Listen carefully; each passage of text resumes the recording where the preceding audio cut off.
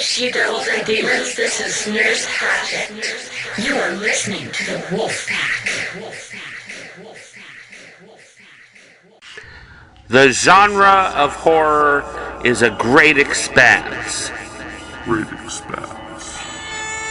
We want to explore it.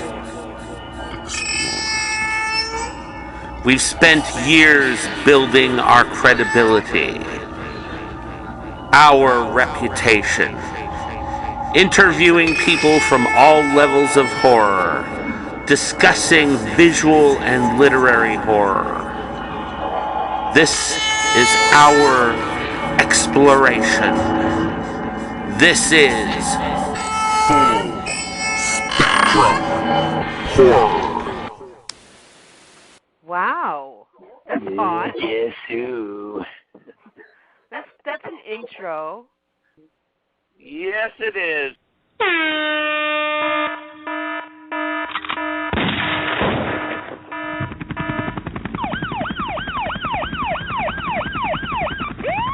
All right. We're gonna learn today. Fear is like a giant fog. It sits in your brain and blocks everything. Real feeling, true happiness, real joy. They can't get through that fog. But you lift it, and buddy, you're in for the ride of your life.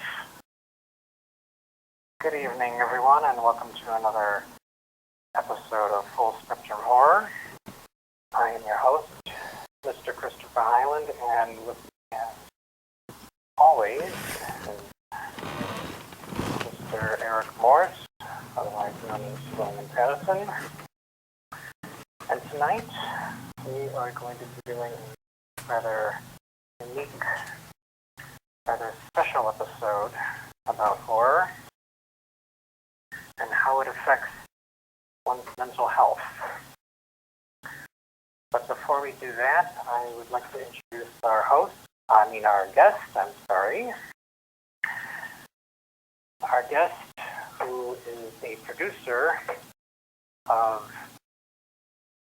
the documentary we'll be discussing tonight, as well as In Search of Darkness, parts 1 and 2, and the documentary You're So Cool, Brewster, the story of Fright Night.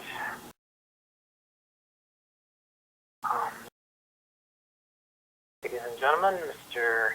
Andrew Hawkins. Andrew, welcome to the show. So much. I'm really happy to be able to join you both tonight. Thank you. Now, as I said earlier, you are the producer, specifically the executive producer of the upcoming documentary Mental Health and Horror. Now, first off, how did the idea for this documentary come about? What led you and your crew to think all this up and put it together? Yeah, well, I really have to give credit to my director, Jonathan Barton. He came to me while I had been working on previous projects.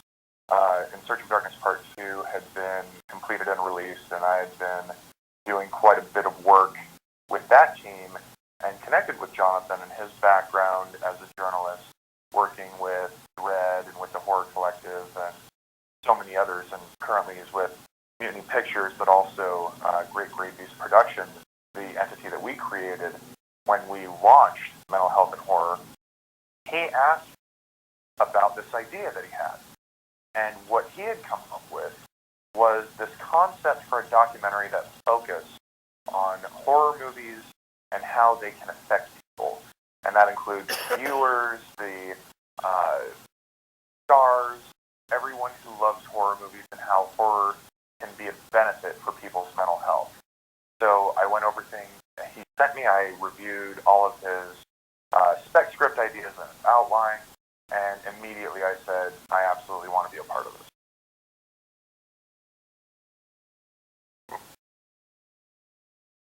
So, what happened Well, next we started finding everybody, and we formed a team, and our core people who were able to begin what we did for our launch campaign and creating key art. That's a great story because we have, as a part of the team, Jason Kozlarek, who does all of the work for Fangoria. And he's someone who I really look up to as an incredible graphic artist and designer. He's our art director for the documentary, and he came up with an amazing concept, and multiple concepts actually, for our posters and our key art.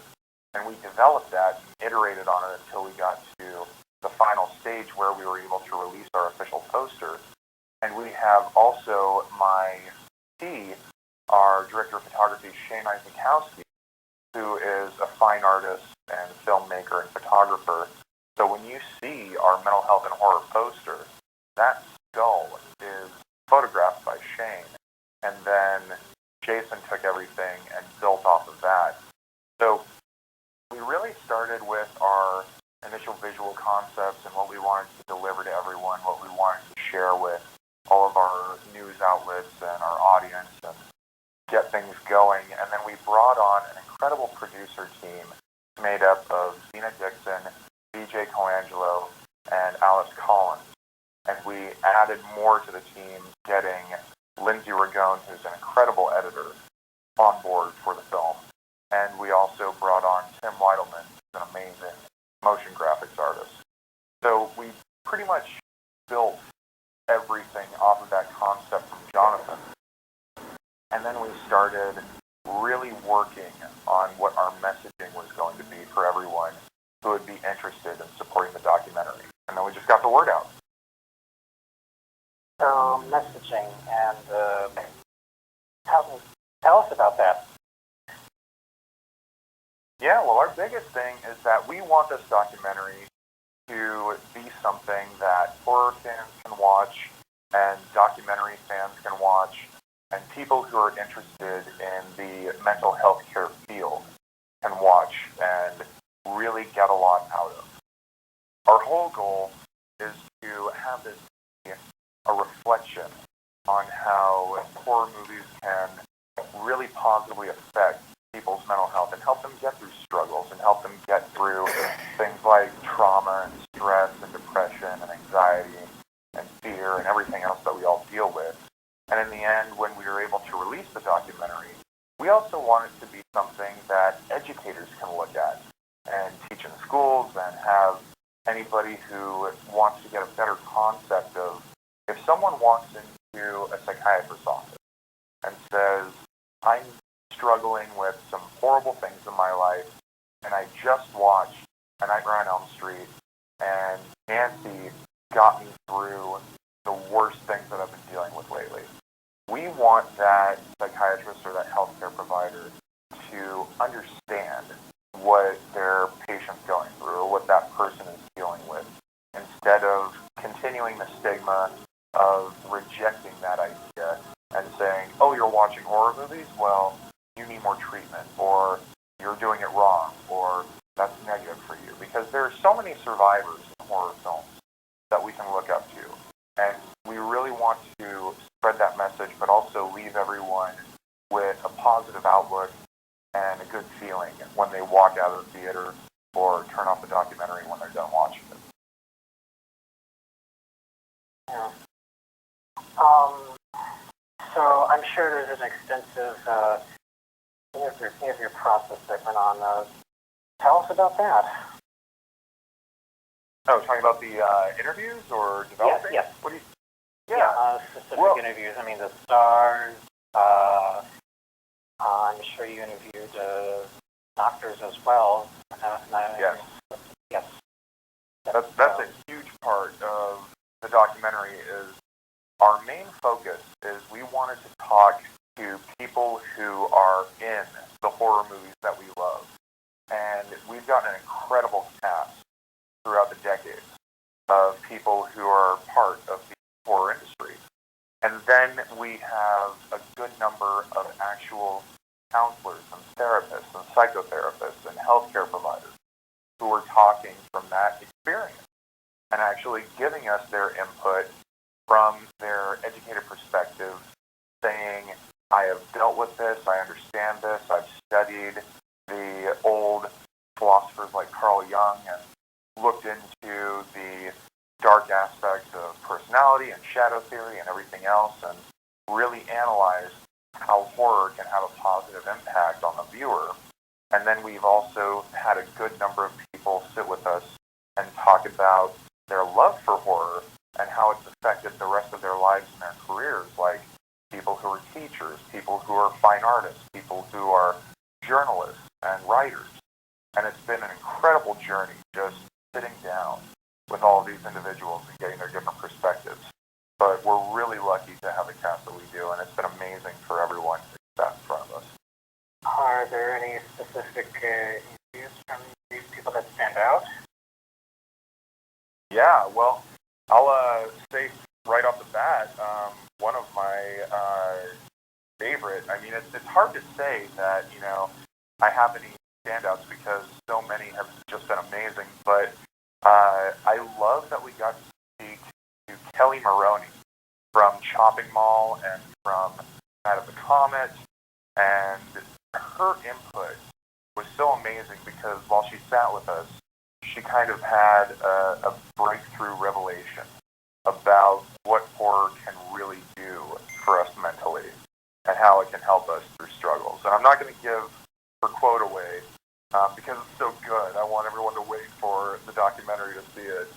But she was incredible. Gloria Lynn Henry from Phantasm 3 and Phantasm Ravager, who played Rocky in the Phantasm series, sat down with us. And we have a new promo that's going to be coming out with a highlight from her interview where she talks about a story of a fan who came up to her and discussed bullying and how watching her in Phantasm helped him get through what he was dealing with. We've had just so many amazing discussions.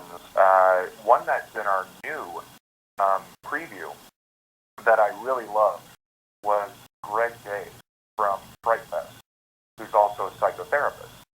And he talked about, from his educated perspective, how horror movies can help us survive and get through really, really horrible times and give us that sort of outlook of here's what you can go through and come out the other end and potentially be okay. But then we also had Ash Millman, who's just amazing, talking about horror movies that she loves and games. Judge Shepard, who did Host, if you saw that. Awesome recent horror movie that was huge on Shudder in the last couple of years. He talked with us. We've had so many, and we've got so many more ahead of us that I'm excited for, but I can't give all of them away because it's something that, you know, I want people to go into fresh and really enjoy what the conversation is going to be when they get to see it. But I'll say, coming up soon, we're going to be interviewing Felissa Rose from Sleepaway Camp, and I can't wait to talk to her because I recently went to a convention and met with her while I was there as a guest talking about mental health and horror in Seattle. And when she talks about how people come to her and talk to her about how she's a really positive influence for them, it's something that really brings a lot of people together. And that's part of the documentary, too, is how horror can be a collective experience where we all get a positive feeling out of just enjoying something that we all love together. Yeah. Given the interviews, I'm sure you also interviewed, I mean, not just fans, but also regular people who may have just been introduced to horror because of various situations, stress situations. I mean, we've had quite a few people come from different backgrounds. Like I mentioned, we've interviewed artists, musicians, journalists, writers, filmmakers, but the discussion there has been how a lot of people were introduced to horror, and some people didn't watch their first horror movie until they were in their late teens. Some people saw their first horror movie when they were a kid.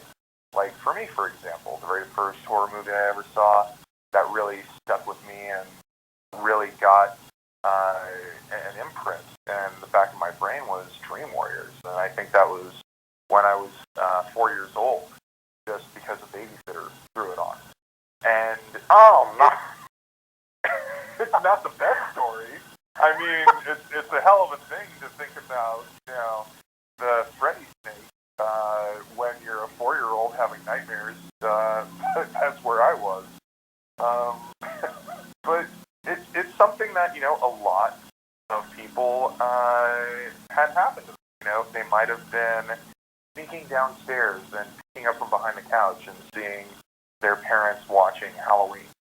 Or they might have been flipping channels and all of a sudden a horrific scene from The Blob came on and it stuck with them for life. I mean, there's so many different stories, but there are also those stories of affirmation where someone is talking about how they look up to Laurie in Halloween.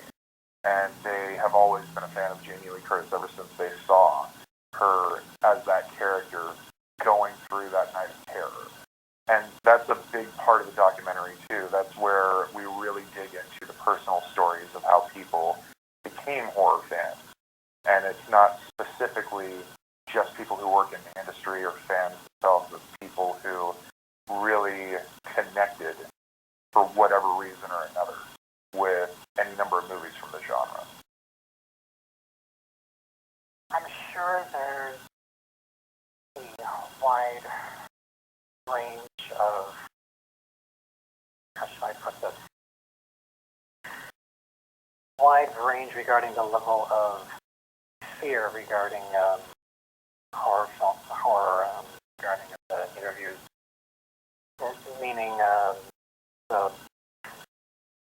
said, the level of fear. I mean, the level of how scary they are. I mean, there can be from like a 2 to and take it take it to 11. You know what I mean? Oh yeah, totally. I mean, there are some scares that really stick with you and become nightmare fuel, and then there are some that are a little bit milder. I mean, if you want to talk about how impactful some Freddy stuff is compared to some Michael Myers stuff, compared to some Jason stuff, compared to some Pinhead stuff, or any movies that have really dark scenes and themes and things that just, get into your core. I mean, there's a wide range. And this is making me think of one of our interviews with an incredible artist, Paul Komoda. And I would look him up. He's done amazing work. He did incredible sculptures for a bunch of toy lines that got Comic-Con exclusive. If you look at Paul Komoda's Swamp Thing stuff, he's also done a ton of Lovecraftian work. And he also used to work directly with H.R. Giger, who, if you know him from his amazing biomechanical work and alien work and just revolutionary stuff, he has a real link to some of the darkest horror artwork that's ever been produced. So Paul was talking about how he got terrified by certain movies, certain things when he was growing up, and how some of those fears resonated with him throughout his whole career, and he still reflects back on those. And that interview, we got into a lot of talk about David Cronenberg, body horror, some really interesting stories from Paul working with Giger, and some deeply rooted fears from not only his developmental years, but also childhood, about just things that, I don't want to sound cliche, but go bump in the night and really terrify you at your core. One of the things that I've mentioned on my show in the past, and even on the last episode I did, was about, I mentioned context, meaning, everything about horror, I mean, we're all affected in different ways. I mean, I'll give an example. My co-host and I, we were talking about, well, he mentioned the movie Prince of Darkness, and Yes, one of my favorite John Carpenter and films. Oh yeah. and he mentioned how it freaked him out, and he mentioned how it freaks him out in the same way that the Geek has done that to me. So, I mean, we're all not going to be affected in the exact same way. I mean, we all have our own experiences regarding each films. Yeah, for sure. I mean, talking about Prince of Darkness specifically, I know the first time I ever watched it, I was greatly affected by some of the really disturbing scenes in that film. One that, always stands out to me is when one of the members of the team is laying down on a cot and you see her having all of the fluid from the essence of Satan, basically, that green liquid that's pooled up on the ceiling just flowing into her mouth and eyes. And that's before she even wakes back up as the Antichrist. I mean, that just image alone, when I think back on what the phrase is usually batted around as kinder trauma, if you're familiar with that. Yeah. Yes, there's a website specifically devoted to that, and I've gone on there quite a few times, and it's oh, I love it. John and Lance. quite a site. Yes. Well, I'll tell you, I can't talk about it now, but, I have been a fan of and friends with Aunt John and Uncle Lance for forever, and actually done a few articles for them. If you look up on there, you'll see something I wrote about from the Believers and from the Blob, and I'll be giving them an exclusive interview that I did with Chet Czar, fine artist and effects creator, here really soon. We have some plans to work together in the future, and I love CandorTrauma.com. They're just one of the all-time greats out there when it comes to online horror websites. Totally. So more to come on that, but yes, it's really interesting how different scenes from different movies will affect people, and that is a big part of the documentary. It is, how those moments stick with you.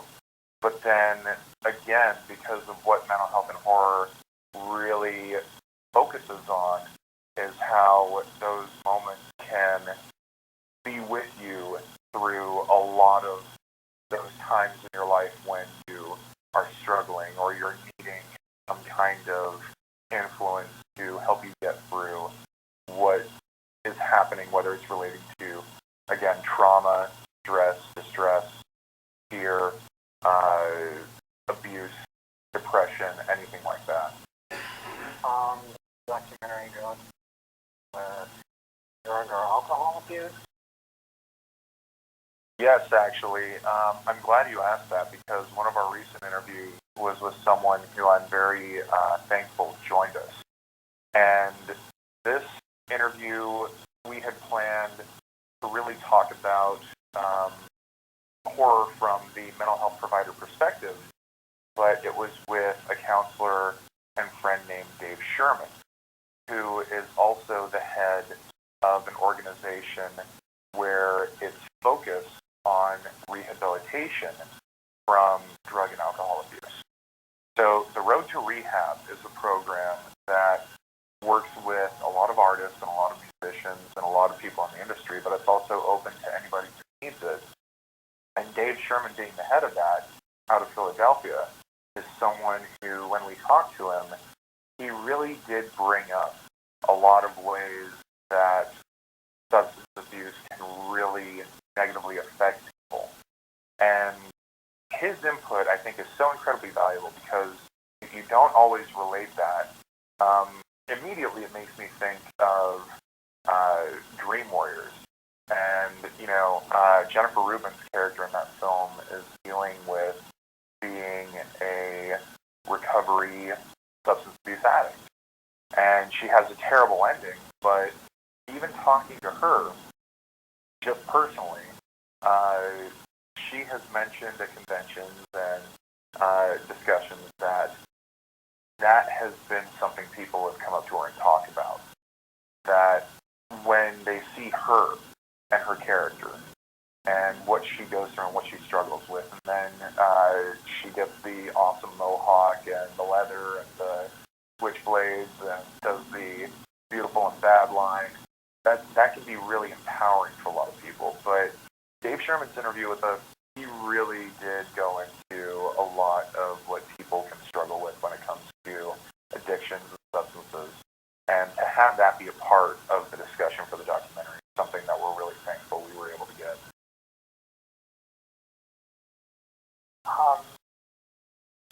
What are the age groups regarding fans? I mean, it's not just, young people. I mean, are there any parents interviewed?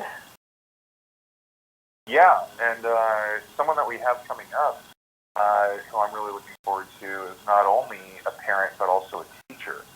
So, we have age groups ranging on camera from people in their early career years to people who are seasoned horror fans with kids and grandkids. This is something that, when we want people to watch mental health and horror, we want them to feel like there is input from every kind of horror fan that can be classified. We don't want people to feel like there's an ageist or sexist or racist or bigoted or anti anything. We want people to feel like, their voices are being heard and that people from every background are able to talk about what we're discussing. So when we have people who are talking about being horror fans for 40, 50 years next to people who are talking about loving horror and making their first horror movies in their 20s, it's really something that we want everyone to feel like there's a sense of inclusion. We don't want everyone to feel like they're going to be put off or that they're not part of the conversation.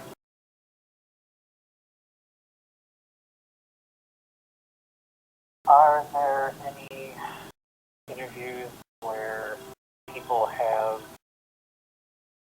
avoided any horror film or maybe a scary scene from a non-horror film for many years, and then to overcome stress or trauma, they force themselves to get reacquainted with it? Yeah, we actually have had a few people who have said that some horror movies they weren't able to watch for years until they sat down with it and really focused on the movie, and then they were able to deal with the scenes that really messed them up, or they didn't even want to expose themselves to.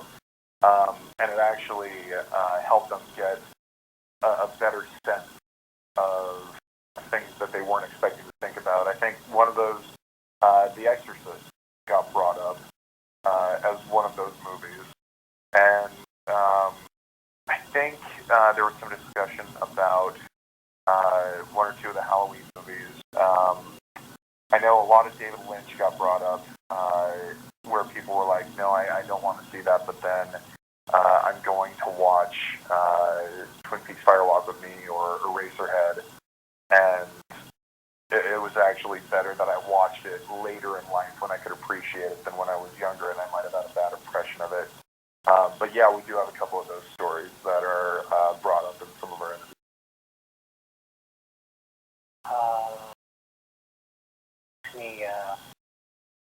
Anyone mention the Fly remake or Poltergeist 2? Yes. Well, before we had been able to chat, I know you mentioned Poltergeist 2 to me. Yes. And oh my God, that's one for me. Paul brought that up a little bit because he's directly related with H.R. Giger, who did the concepts for Poltergeist 2 that wound up being created by Steve Johnson's effects studio. And if you look up any of H.R. Giger's Poltergeist 2 stuff, I saw them. It's amazing. It's so great. I love his paintings and illustrations compared to what we got in the final film, and I wish we'd gotten more in the final film, but personally, when I was a kid, when I watched Poltergeist 2, I was terrified of multiple things in that movie, and one thing that always got me the worst was Robbie's bracelet. Yeah, me too. And it's funny you should mention that, because I mentioned on the show recently a number of times I rewatched that last year after over 3 years, and I noticed there were a couple things that were changed when I saw it on Blu-ray. Really? I haven't watched it on Blu-ray yet. What got changed up? Well, the ghost in the mirror and the last few seconds of braces towards the end of the scene. Originally, there were actors in makeup and dark costumes made up to be ghosts in the mirror. And if you remember, you could see them behind the mirror as Robbie's shutting the mirror. Yes. And a number of years ago, last decade, I was looking up pictures from the movie, and I saw that image. So I'm thinking, okay, why was that part replaced with CGI? I don't get it. I don't know. I don't know if it's that kind of special edition mentality, or if someone thought it would be good to do a quote improvement. But I remember watching that on tape, and that being just so incredibly effective. And also the Gila worm monster that winds up being an iteration of Reverend Kane. And the Giger illustration for that is just incredible. But I don't know. I don't know if I can check out the Blu-ray and get the you'll be able to see the difference. Because it was just so dark the first time. Yeah. You can see the difference. I mean, I'm watching the I'm sure last few seconds. I'm watching the last few seconds of that, and you can see the difference between the reality and the animation being replaced with CGI over the last few seconds. I'm thinking, okay, what's going on? Yeah. If I see that, like, if I know Screen Factory recently put out the special edition Poltergeist 2 and 3 Blu-rays, and if I actually wind up pulling the trigger and getting it and I watch that, I'm probably going to ditch it, go back to the tape or the DVD. If you contrast and compare, you'll see. You'll see. Yeah, it's moments like that that really do stick with me, and a lot of people too. And talking about the remake of David Cronenberg's The Fly, we actually had a few people bring that up. I think one was director Adam Egypt Mortimer, who's a contemporary horror director. He did Daniel Isn't Real and a couple of other movies. And someone who was just great to talk to. But The Fly is so unique, and it's really interesting you bring that up because that was my very first Cronenberg. and I think I watched it. I think that was my first as well. Actually. Yeah. Yes, it was. Oh, God.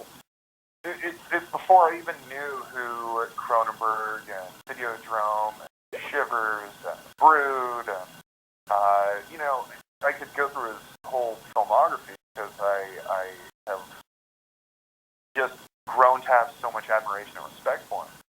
But The Fly is such a distinct and unique and incredible film. And I love getting the chance to talk about The Fly whenever I can. So because when we're doing our interviews for Mental Health and Horror, it's not prompted. It's not like we're saying, okay, tell me about this movie, tell me about that movie, tell me about your thoughts on this one, give me 5 minutes of input on that. I've been down that path before. I've had interviews where I've sat down with people and basically given them a list of talking points of what I need them to comment on, and then I put that in the final cut. That's not the case with Mental Health and Horror. What we're doing with our interviews is we're keeping them very open and very fluid, where it's not targeted questioning, and it's not like we're trying to force a narrative or pinch people into our outline. We're asking them, tell us about movies that affected you, or tell us about movies that you think have an impact on mental health or have representation of mental health. It's very open like that, where we're not saying, okay, tell me about a movie that traumatized you, or tell me about a movie from George Romero that I want you to talk about for 2 minutes, and we'll put it in the final cut. We're really letting people open up. And when we have stars from the horror industry talking to us, they talk about their movies sometimes, but then they also talk about movies that influenced them. Again, Kelly Maroney went back into her early years talking about how much she loved Universal Monsters and how so many of those movies were incredibly important to her, and then also noir. So that was an amazing conversation. But then with fans and with people who run podcasts and people who are journalists, when they talk about specific films, they're talking about ones they think have great impacts, but never is it, especially when it comes to the mental health subject, exploitative or invasive.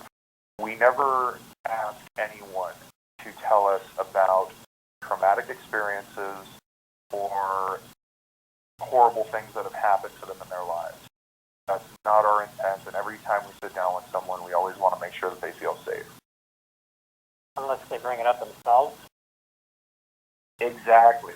And one thing that we do that's a really big part of the documentary is that one of our producers, BJ Colangelo, she is a certified trauma counselor who is there for immediate care and aftercare in case any one of our contributing interviewees talks about something that makes them get emotional, or if they dig deep and they start having any kind of negative reaction where they feel like they need to take a break, we always allow that and permit that, because we want people who talk to us to feel like they have support and they have that kind of security. So whenever BJ is needed, she's always there for everyone who talks with us. One of the things I wanted to ask you is regarding the documentary. Has the pandemic played a part in it? Yes, actually. One of our biggest things is that we have been very conscious about everyone's health and well-being. So our studio in Southern California is fitted for everything we need to stay sanitized. And we are always masked, and we're always making sure that we are basically sticking to those health advisory standards of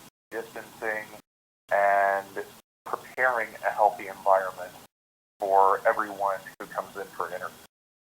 So there have been times where we have had to reschedule interviews because some of our interviewees have been concerned about going out, risking getting sick, or any other number of things. And we're always very conscious of that because, again, just like we are with everyone's mental health, we want everyone's physical health and well-being to be cared for. And if we have to make any adjustments or do anything that helps everyone with that, we do. And we make sure that we're always vaxxed and that we're always good before interviews because we don't want anyone to come into a risk environment where someone might be sick and then potentially get sick from joining us. So we're very, very conscious and focused on making sure that everyone's okay. That's not quite what I meant. I was meant, regarding the content of the interviews. Yeah, well, talking about that specifically, some people have discussed what we're going through currently. Some people have talked about the pandemic. Some people have talked about the world health crisis and that stuff. But we're not really focusing specifically on that in the documentary. It gets brought up, but it's not something that's a real segment that we're going to dedicate specific time to. However, there will be some moments where people bring it up that we address. But again, it's really case by case as we fill in the outline as we're doing the edit. Okay. So I hope that answers your question. I hope that's all right. Yeah, I mean, I was thinking that I'm sure there's more than a few people out there who have gotten into horror because of the pandemic. Yeah, and there are a few movies that get brought up that talk about, health crisis stuff. I mean, a few people have brought up The Stand, and of course, talking a little bit about Stephen King, it's really something that has always resonated for me. And then whenever we have someone talk about it, we let them get it out if they have to speak on anything about apocalyptic or that relates to viruses or health crises. And as we're really going through that, again, we're not trying to specifically focus on the pandemic era horror, but it is a real strong reality that we're all dealing with right now. Yeah, I'm reminded of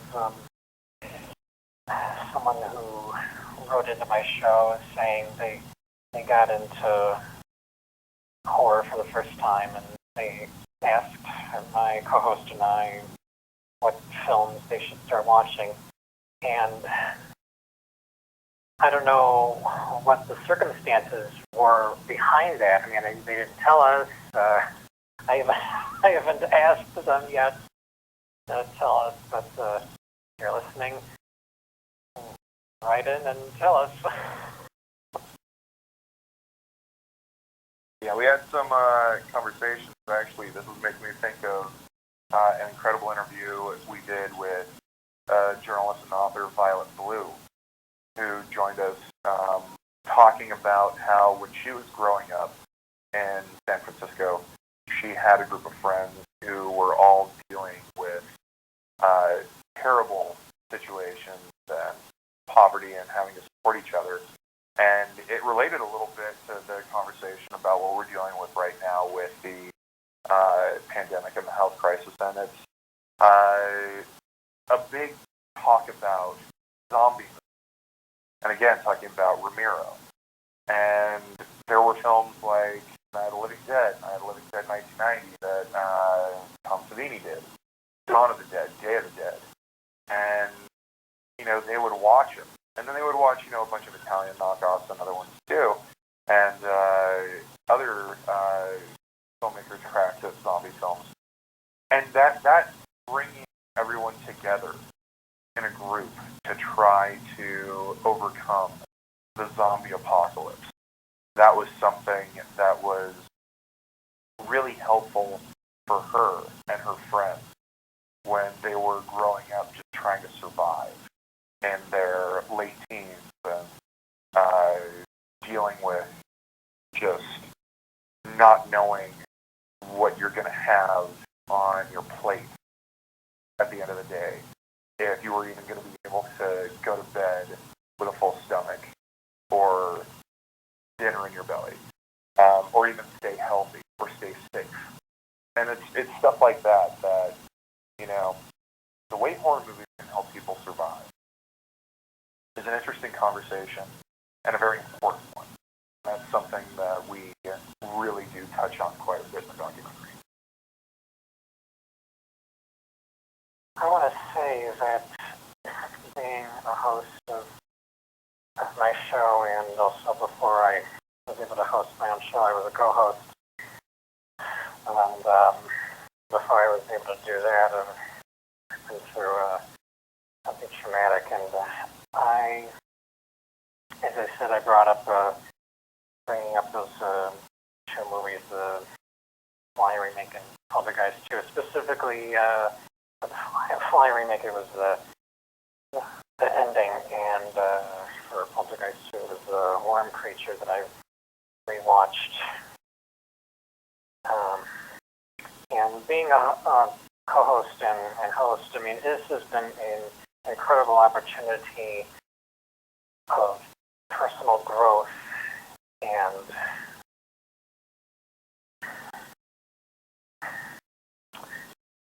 I compare it to this one Shaw Brothers film, The 36th Chamber.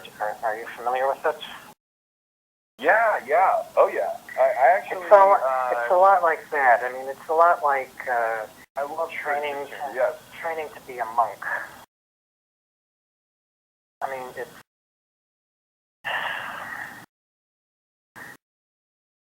it's developing not just, it's not a callus for your fingers, it's mental calluses. Totally. Basically what it is. I mean, some people, when they first get into horror, they're thrown into the deep end, whereas which is what it was for me. I mean, I didn't have any choice regarding what to watch. I mean, it was there, I watched it, however it affects me, that was it. But these days, it's not quite that way. I mean, we have the internet and we have reviews, and people can check how scary a film is before they watch it. Yeah, and I know growing up in the era where we had limited cable TV and the video store, and then magazines like Fangoria, I kind of really cut my teeth on horror by being exposed to it by family and friends and irresponsible babysitters. But I wound up being interested and wanting to know more, basically. So I would go through the video store and I would see covers like Dead Alive and The Blob and Evil Dead and Evil Dead 2, and I would be intrigued. And I would want to read the backs of the boxes. And I would want to read the pages of Fangoria and learn about Phantasm movies that were coming up and Lucio Fulci movies that I had never heard about before that seemed interesting because I'd already watched Dawn of the Dead and I wanted to, expand into Argento and world horror outside of just the States. I mean, it's like those days I equate to being like a treasure hunter, where you're trying to find something amazing, trying to find some gold, trying to see if, like, the cover of that VHS tape is going to tell you whether or not it's going to be a good film. And one that jumps out to me is Silent Night, Deadly Night, Part 5, The Toy Maker. Oh. Which for years, I was always like, I want to see that because the cover looks like this kid is surrounded by robotic evil toys. And I looked at the back and saw a guy with a slugworm going in one eye and out the other. I want to see this, and I want it to be a great film. And, you know, sometimes you get a hit, sometimes you get a miss, but really right now, you know, there's so much information out there, and it's hard for many to make that selection, which is why I think curation is so important. But also, you know, the act of sharing and then the act of self-discovery. There's so many factors. But you're absolutely right. It's a completely different world right now where we are, where everything is at everybody's fingertips. Yeah, we don't have video stores where people can just look at the cover and just choose a movie based on that cover. Yeah, and nothing else. Because there's no other information that you can look up unless you get lucky. Yeah, that's how it was for me. And a lot of other people. One of my favorite stories of one of my movies that I absolutely love that I watched after I saw basically an advertisement for it, because, you know, occasionally this would happen back in the classic tape days at the video store. One day, I was doing the whole, you know, rent 2 or 3 for the weekend and get a pizza on a Friday night thing. And I got up to the counter and I saw that there were little comic books that had been printed to help with the publicity and promotions for a movie. And it was a mini comic of the old anthology film The Willy that came out, I think, in 1990 or so. So I got the comic because, you know, I had done the get 3 movies and here's the comic, you know, for free. And I went home and I watched the movies and I read the comic and I was like, I need to see this movie. And the comic stuck with me, I think, even harder than the movie did, but I still love them both. And if you go out there and you search for it, that little mini comic of the Willies, every now and again someone will throw it up online for, you know, $50 or whatever, because it's like a classic collectible now.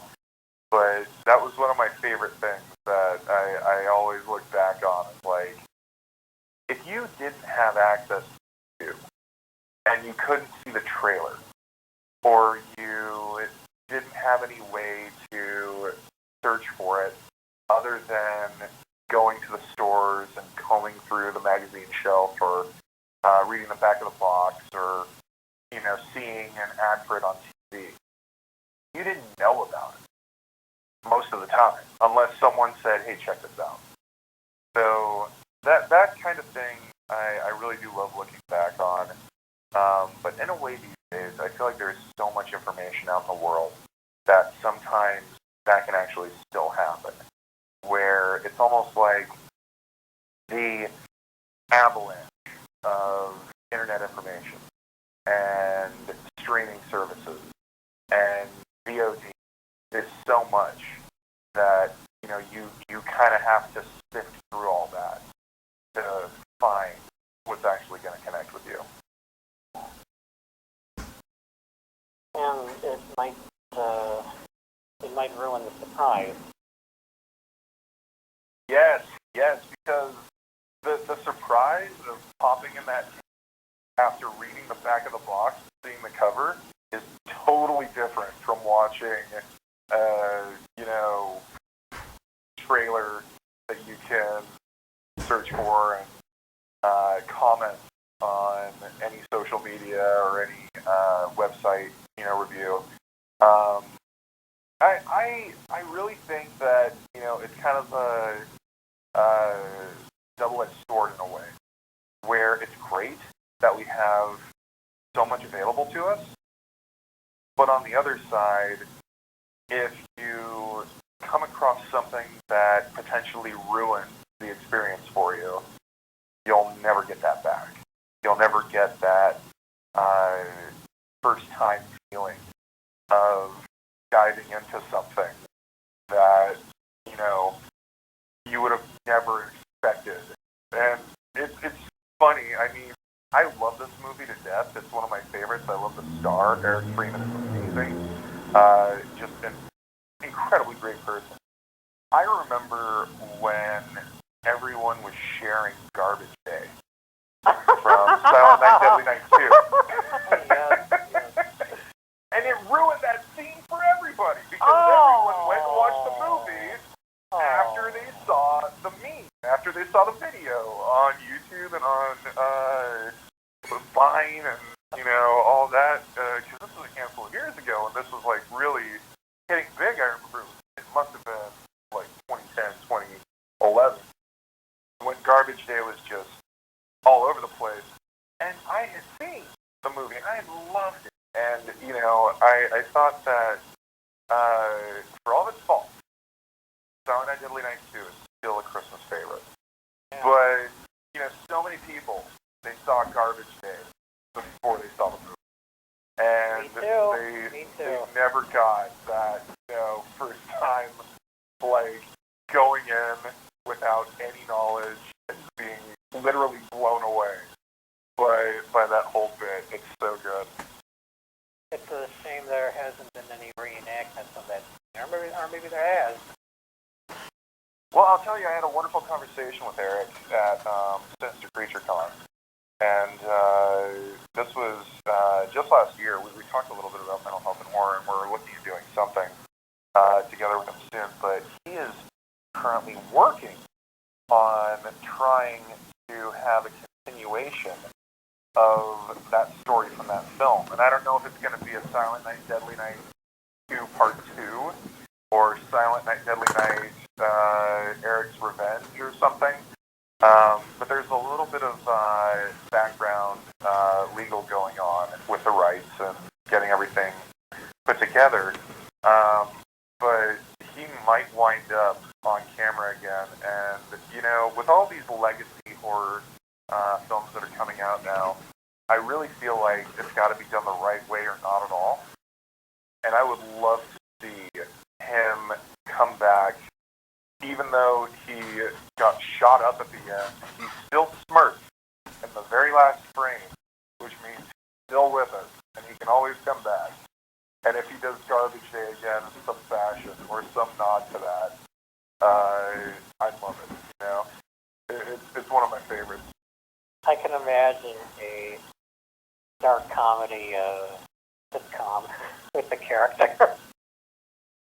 Anything. Give me a sitcom, give me a miniseries, give me a sequel to Silent Night, Deadly Night 2, or even multiple. I mean, it's gotta happen. We're working on it. If there's anything that I'm always there for him, and we've got some friends too. Jeremy Powell, who has his YouTube. If you check out Pizzowl, he's an incredible, awesome reviewer, and he is a great friend of ours and Eric's as well. But to not go so deep down that tangent, I would love to see more of Ricky come back to the Silent Night, Deadly Night series. Before I forget, and remember that I was going to bring up, I noticed you are a part of another upcoming documentary called In Search of Tomorrow. Yes. I am a lead producer on that, and right now that has been premiered. It was just premiered last week at the Harmony Gold Theater in Hollywood, and currently the Creator VC Group is going to be doing another campaign for people who want to get their name in the credits, and then they're talking about having that released for all the backers and supporters in mid-April. I first heard about that documentary by looking up videos on Oliver Harper's page. I'm sure you're familiar with him. Oh, yeah. So when I was working with Creator VC, I actually interviewed Ollie directly and had worked with him multiple times. And one of the watch parties that I had hosted with him as the guest was for Krull, and it was a pretty good time where we sat down and enjoyed it. Someone who does a lot of work with those guys, and his reviews are solid. Yeah, Oliver Harper does a good job with what he does.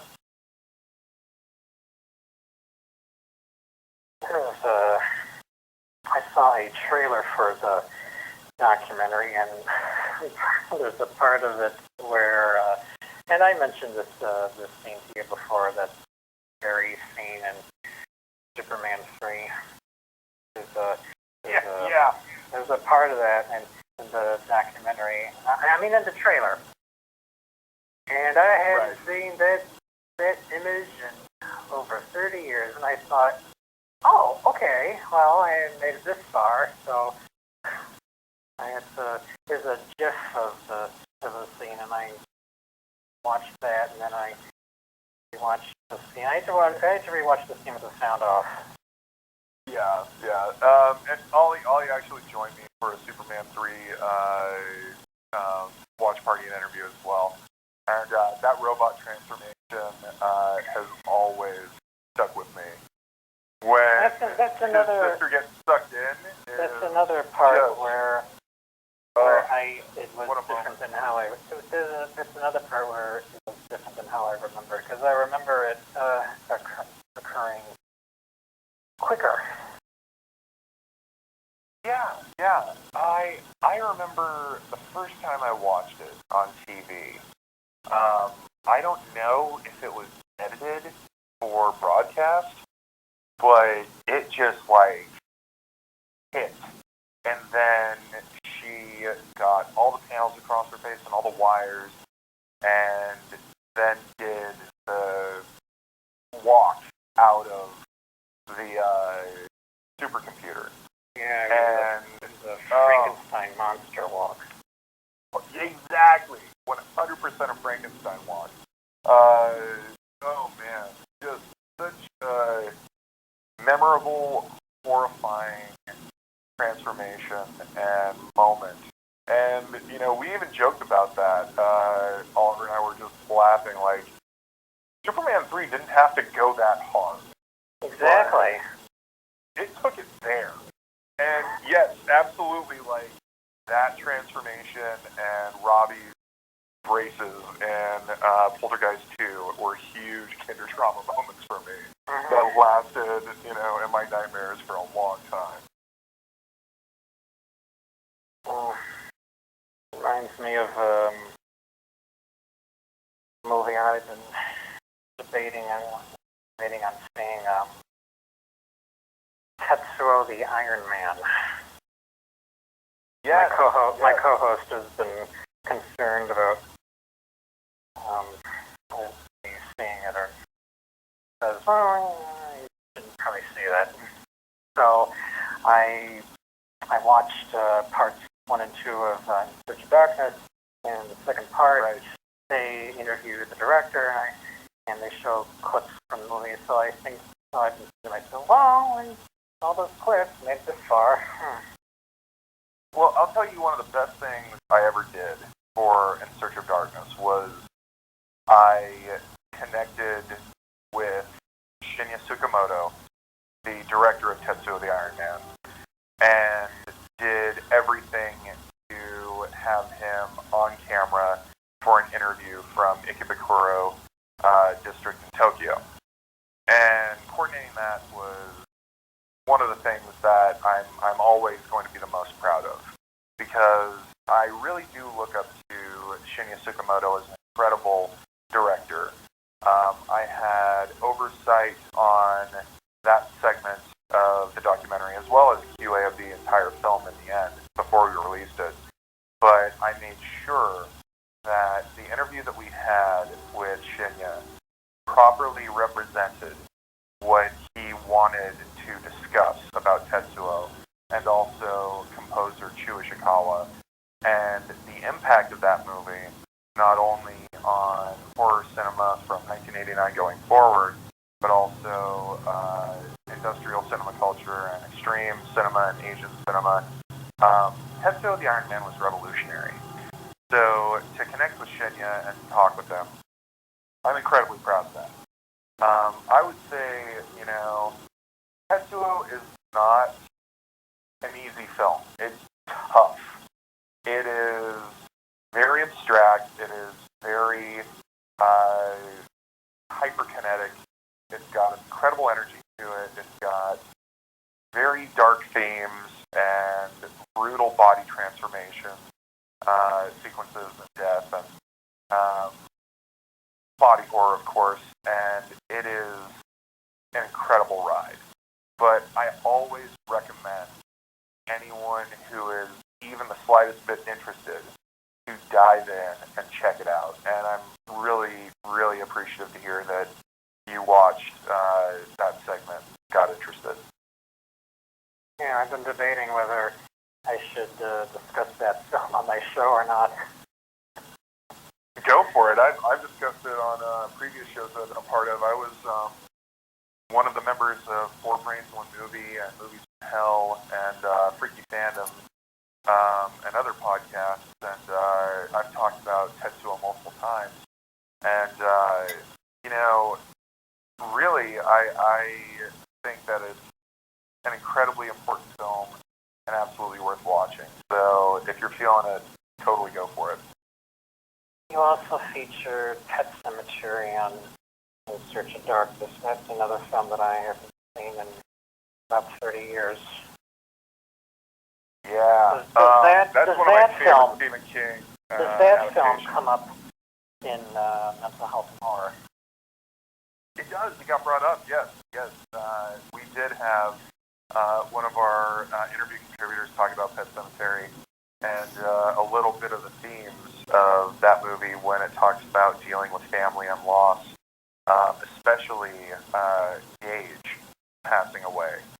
So as we talked about mental health and horror, and we discussed how horror movies can help us process traumatic events, we did have some discussion get brought up about, wanting to have to deal with the loss of loved ones and children, and how that film goes through what Lewis deals with in grief and mourning, and then everything that really does get brought up, even with Judd and the whole family. It's an incredible story, and I love what Mary Lambert did with her adaptation. I think, like I said, Pet Sematary is one of my favorite King adaptations, and I remember too, even when it was first coming out, seeing those old TV spots for it, and having some of her images and visuals really affect me, especially when you see the rotted, burnt out, desiccated stairwell in Judd's house. It's a special one. I think Pet Sematary, yes, it gets brought up in mental health and horror, but it's also one that I feel like should always get credit as being not only a great horror film, but also a great drama about suffering and loss. I remember reading the novel in the fall of 2008. It was a pretty good novel. And yeah, If I ever decide to rewatch the film again, I'll listen to the audiobook by what's his name, who's on Dexter and who was in 6 Feet Under. Michael. Oh yeah, Michael. Yeah. Yeah. You know who I mean, don't you? Yes.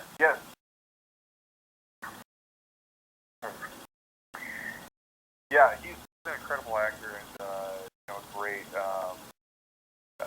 narrator for the book. I'm trying to remember his last name. I'm terribly sorry for some reason right now. I'm thinking Michael. I binge watched 6 Feet Under last year, and how is it on the list? Greatest show ever. Awesome. I remember really liking it when it was first being aired, and I'm definitely down to revisit it. It was my first time watching it ever. Fantastic. Cool. I mean, as a writer, I really appreciated it. Yeah, I remember it had just fantastic dialogue and scripts and a great story for every episode I saw of it. I need to definitely start it from the beginning and watch it all the way through. Are you planning any more documentaries besides the ones that are listed on IMDb? Because I have at least one that needs to be explored. I mean, in Search of Darkness, you go into 80s horror. Needless to say, 70s horror needs to be explored. Yeah, I completely agree. I know that the development that I was doing for In Search of Darkness was going into, of course, In Search of Darkness 3, which is the deeper cuts of 80s horror. A lot of direct-to-video and some more international, but then 90s was on the way. But I very much agree with you, 70s horror absolutely deserves a focus. And actually, one of my favorite movies coming up off of 70s horror discussion, I have many of horror movies that I grew up with really loving. Just for quick example, Amityville Horror comes immediately to mind. But one of my all-time favorites is Legend of Hell House. And that, I think, to me, is one of the all-time greatest 70s horror and haunted house horror movies ever made. Just amazing atmosphere, incredible score, great script, fantastic delivery from all the actors involved. Roddy McDowall, of course, shines incredibly. It's a great favorite, but I'm all in with you that 70s horror does need a focus and an exploration and appreciation in the way that we did in Search of Darkness. Yeah. There are films that I want to focus on my show, and I'm debating whether or not I should rewatch them and discuss them on my show, or let alone even mention them, because there's some truly scary parts to them. And speaking of which, I did a few years ago. I did a show on an episode on my show where we all discussed films and scenes from films, whether they're horror or not, and that scared us as children, and or just when we were young.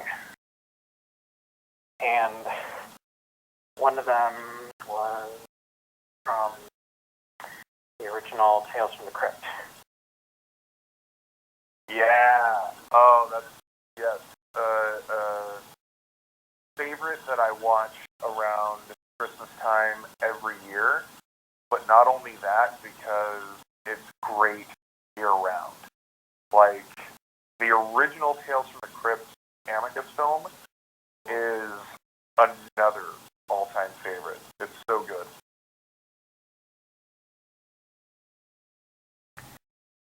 So, given that episode I mentioned, if you don't mind, what horror films or scary scenes from non-horror films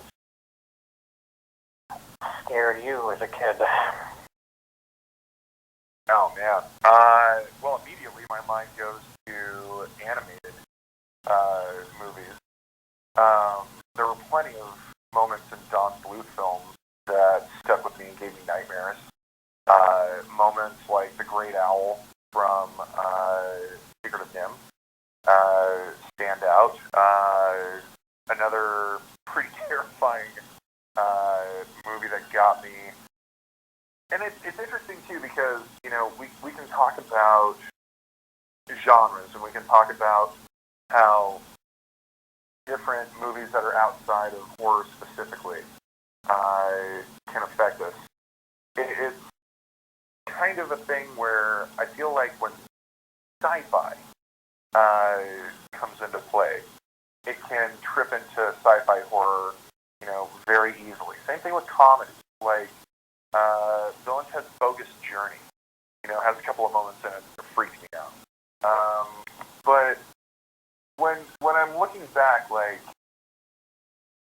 Little Monsters is one that stands out to me that, you know, maybe it's not technically full-on horror, but it's definitely horror adjacent. But then, you know, some more moments from animated films. The Last Unicorn has drinking skeleton that freaks out on the main characters, played by Renee Auberjonois, which is amazing. That's such a great moment.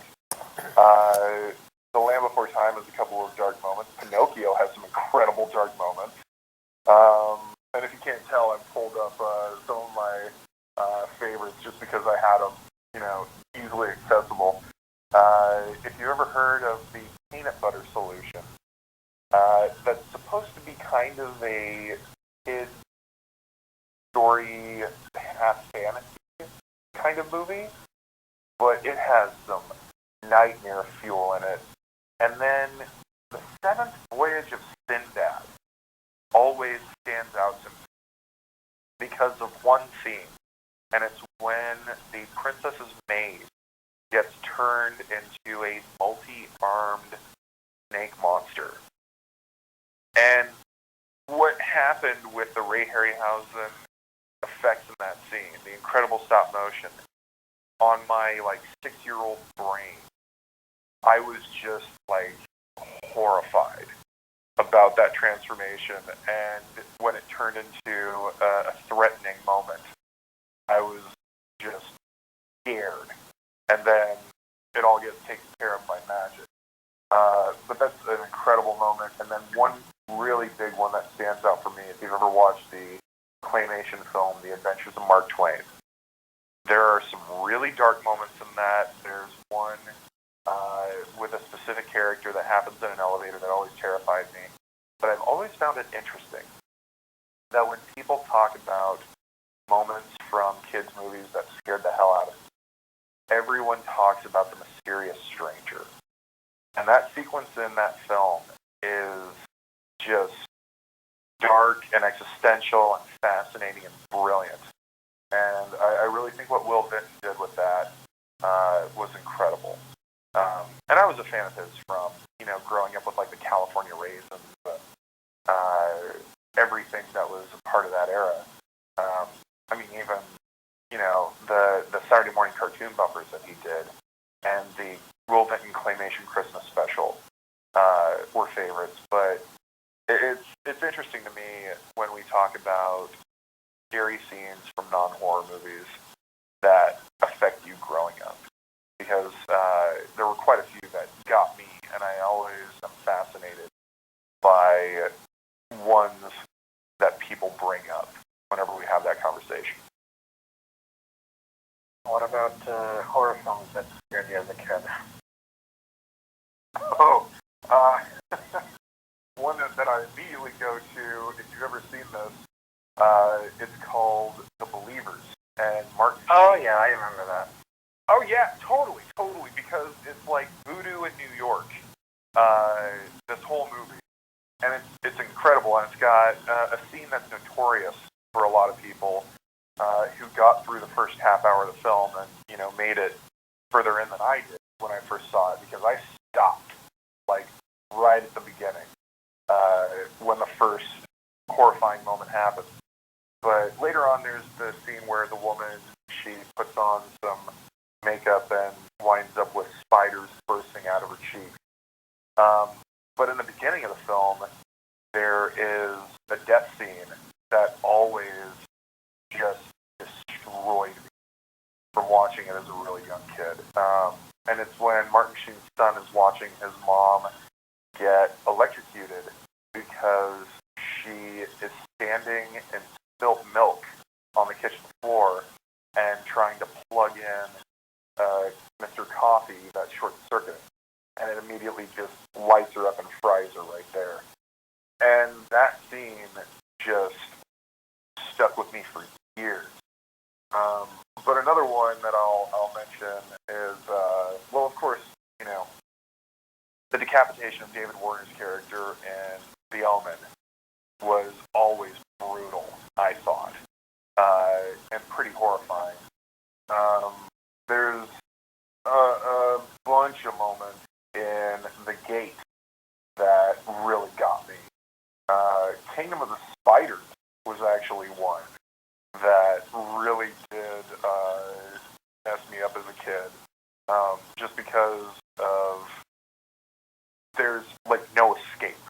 Like at one point, I think it's Louis Strode, he's in a truck driving after his prized cow has been killed by spider venom, and he's talked to William Shatner, and all of a sudden he gets attacked by spiders and then rolls off the side of the road down a ravine, and the next time you see him, he's covered in webs and dead.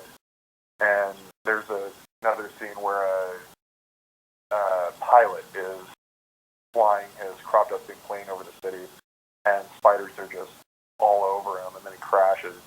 That got me. But one of the number one movies that always messed me up, that's a horror movie when I was a kid that I first saw it, was the remake of The Blob, the one that came out in 1988, directed by Chuck Russell. And it has so many moments that got me. It's like, I would almost say that's one of the top tier of those childhood trauma, kinder trauma, nightmare fuel movies from horror for me when I was young, watching it way before I should have. Yeah, me too. I saw that when it was on video, and I haven't seen it since. Yeah, what happens to the kid in the sewers who gets sucked under the water and then jumps back up and his body is melting was a huge, terrifying jump scare for me. The first death with who you think is going to be the main character, Paul, was one that really got me. There are so many moments in the 80s remake of The Blob that just stand out for me. Oh, when the guy pokes his head into the air conditioning vent with his glasses that have the flashlights on them, and then gets attacked by the blob. That was another one. I could go on, but yeah, that's a big standout. I'm sure my co-host would like to jump in on this. William, are you there? Yeah, I'm here. You've basically went over everything. Don't worry about me. Is there anything you'd like to ask or Nope. anything? Nope, I'm fine. Are you sure? Yes. I said I'm fine. Yes, I'm fine. Okay. Well,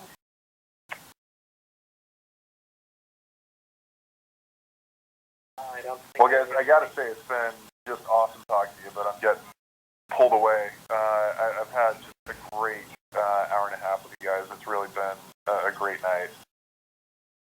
it's been an honor to have you on the show. This is a subject matter that people need to know more about. Yeah, and we're really looking forward to getting the documentary out, and for everyone who's interested and wants to support, right now we have an Indiegogo campaign going on until March 18th, where everyone who wants to back and support, pre-order copies of the film, and get access to everything that we're offering. We have some really great rewards, and what we'll be doing is keeping everyone in the loop as we get closer to premiere and release and festival season, so we can really deliver on everyone's interest in being a part of the documentary with us. But we can't wait for everyone to see this, and our whole goal is for it to have a positive impact in as many ways as it can. Well, I hope the documentary wins awards, because the subject alone, I mean, how can it not win? Well, we hope so too, but more than anything, at the end of the day, we want people to really feel like, you know, they've gotten something from it. And whatever we get from the audience feedback, you know, we're making this for everybody. We're making it for the kid in the middle of the country who's a horror fan and gets bullied every day and doesn't have an outlet for what he loves. We're making it for the long-term horror fan who's been a fan of the genre their whole lives. We're making it for anybody who's even interested in the topic and who has a family member who's a horror fan, and they might not know about the relationship between how horror movies help people. We're really trying to make this for everybody who can get something good out of it.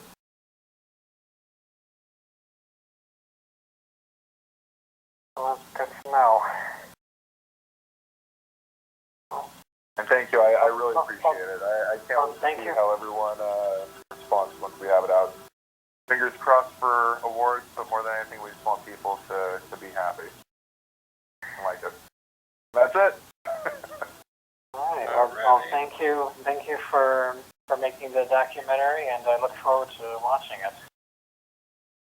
Thank you so much, guys. We'll keep you posted on everything. How long is the documentary? Do you know the running time? Right now, we're clocking in at about 2.5 hours. And as we get the edit finished up, we'll be releasing the exact length on an update and getting it out on IMDb and everything for pre-release. So that'll be what we're looking at right now. Just over about 2.5 hour mark. Is there a specific date? Because I know it's premiering in March.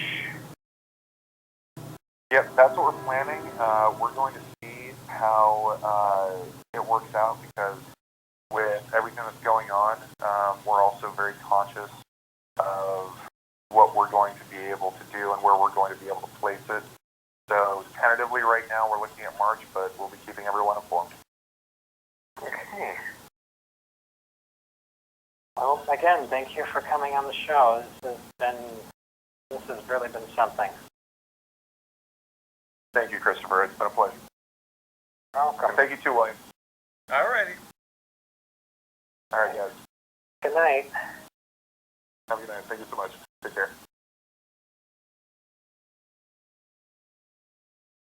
Alrighty, Mr. Highland. Okay, so now it'll be time for music break. We'll catch you after the thing there. Yes, this is music that I've looked for a couple months. I've had them songs in mind. Mm-hmm. Okay. I'm sure they fit subject matter. especially with the tone and the lyrics. Cool.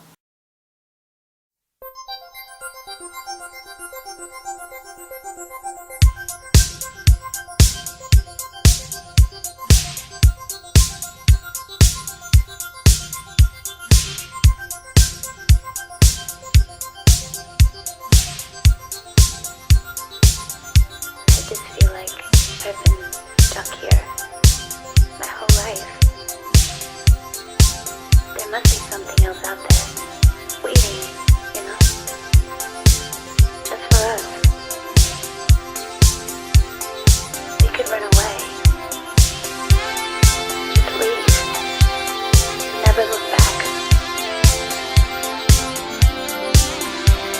I don't even care where we go, just far away from here. I'll come with you.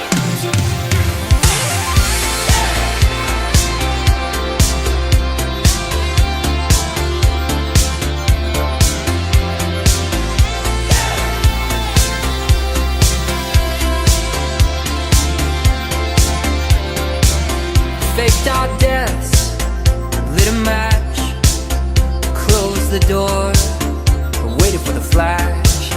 Greyhound station, paid in cash. It's Lazarus, we're coming back. They say it's darkest before the dawn.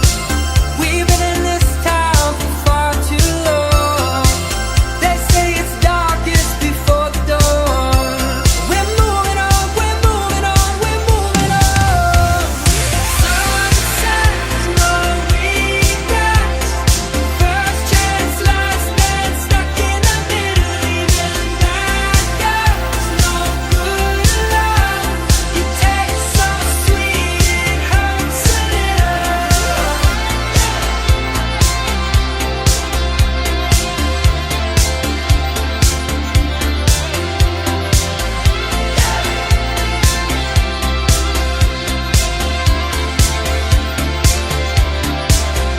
Make our home where we stand.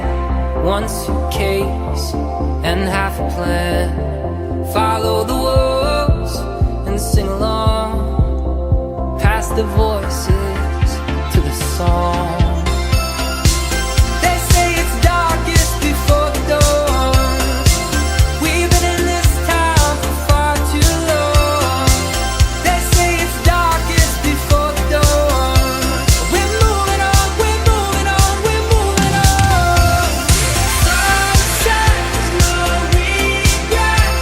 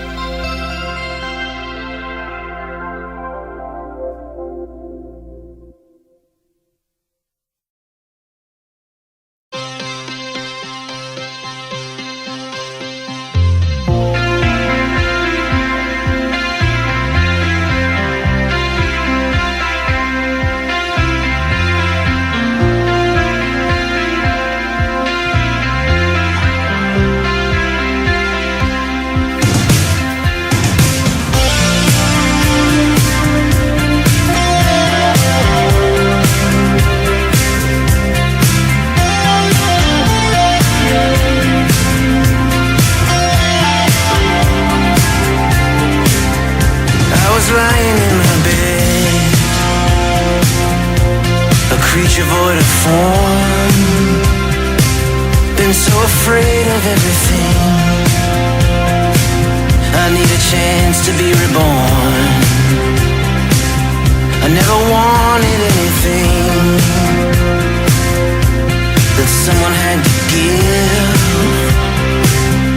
I don't live here anymore. I went along in will.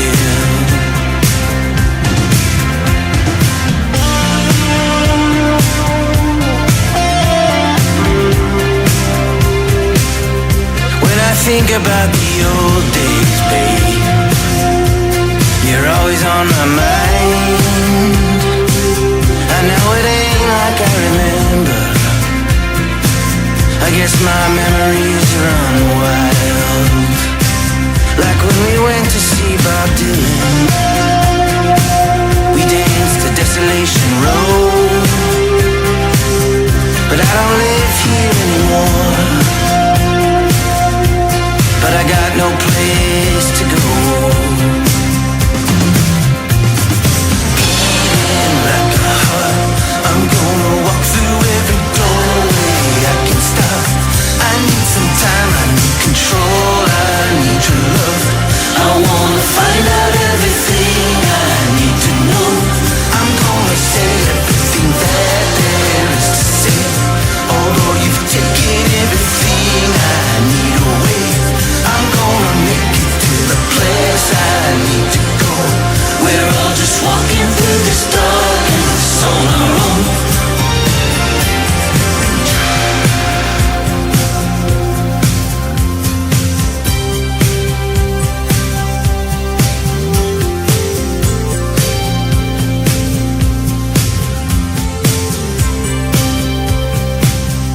Time surrounds me like an ocean.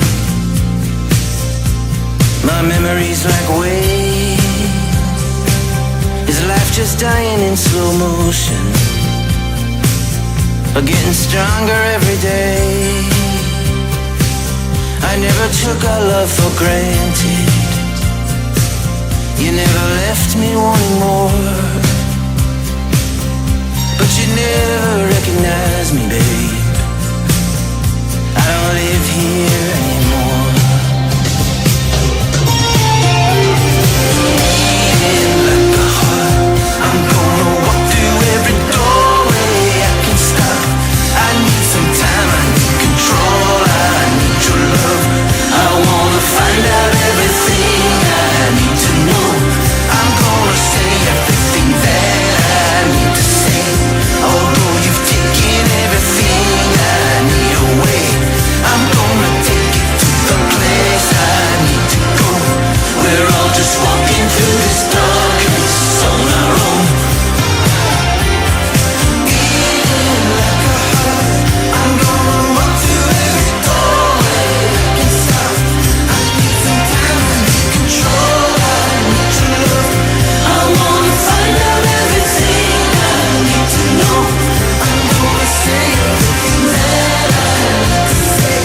Although you've taken everything I need away, I'm gonna take it to the place I need to go. We're all just walking through this darkness on our own. We're all just walking through this darkness on our own.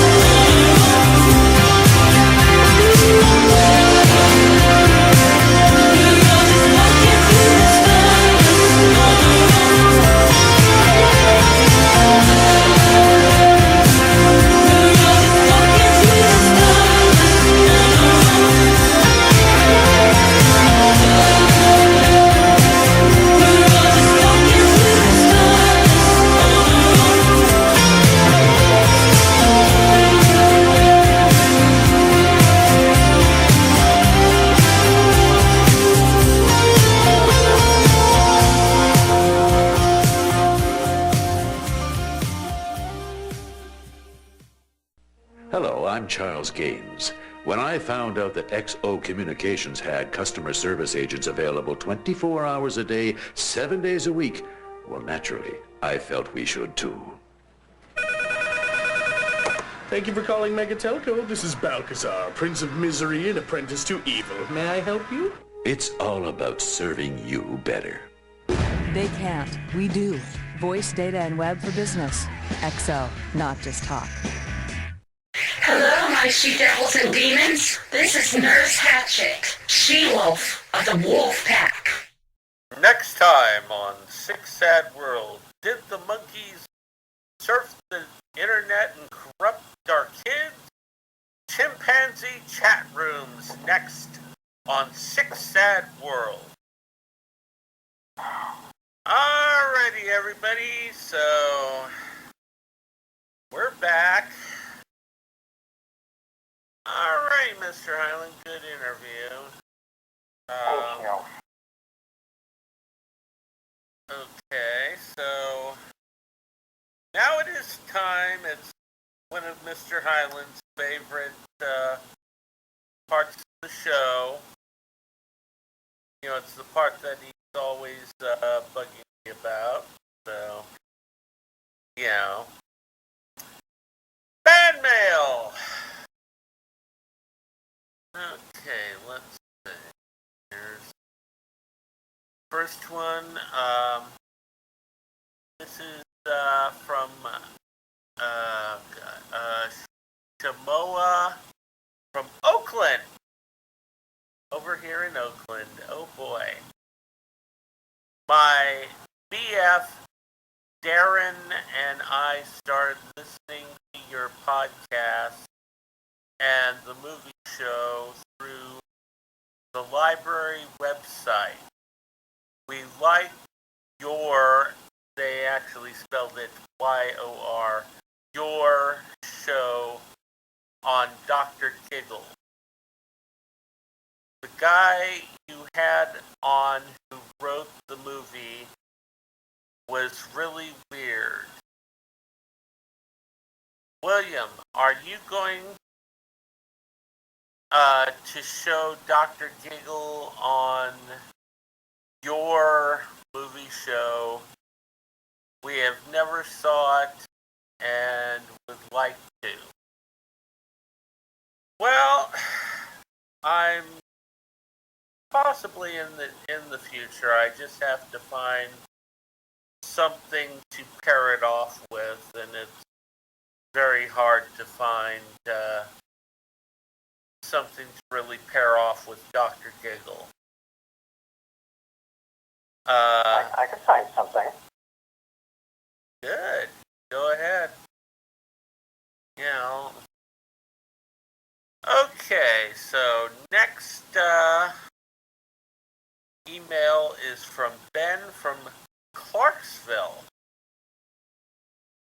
Hi guys, I want to tell you that I really enjoy horror and enjoy listening talk about movies. You guys are going to be doing a show on any of the blaxploitation films like Blackula or Scream, Blackula Scream. I would also request that you show the Blackula films and also the Count Yorga films on Bloodbath Theater. Yes, I would love to do that. It's not the Blackula film. It's some horror blaxploitation films. Yeah. Yeah, because they have I'd have to look. because they have Dr. Jekyll and Mr. Black, and they also have Blackenstein. Well, we already did Blackenstein, remember? Oh yeah. Yeah, we already discussed that. Yeah, look in our I don't want to say repertoire, but look in our episode backlog. You'll find that we discussed Blackenstein, and I mentioned, I suggested that there could be a remake, a series remake and a comic remake. Yeah, we could, check out the earlier episodes. And in regard to Bloodbath Theater, I have no problem. I'm planning to eventually show the Blackula films and the Count Yorga film. The thing is, I'm having trouble because I can't find a copy of, well, actually a decent copy of Scream, Blackula Scream, or The Return of Count Yorga. So, once I get those, I will put that on Bloodbath Theater. So don't worry about it. It'll be on there. Alrighty. Our last email is Buck from Dayton, Ohio. You boys are a crack up. I love Dr. Giggles, and I really love guys having that guy who wrote it on the show. He was very Dr. Giggles-like. He seemed to giggle every other sentence. William, can you get the film Curtains on your movie show? I really like that one, but can never find it. Yeah, actually, I have Curtains in my film archive. So, Quaintance for your Roxy. Quaintance. Yeah. It's a unique one. I'll find some movie to pair it with. More than likely, in regards to Curtains, I might actually eat bread with that one. Because they are very similar in style. So I might do that. What do you think, Mr. Highland? Yeah, that sounds like a good match. Okay. Yeah, that would probably work out pretty good. Alrighty, so next it's horror news, and I don't have much, unfortunately. yeah, but Mr. Highland has spent the entire month looking for it. Yeah. And this is a movie that's already out, but, it just recently released it on Blu-ray. And this is a movie that I've been wanting to see for quite some time, called Haruko the Goblin. And the director was mentioned on the interview earlier, Shinya Sakamoto. And this is a film from 1991.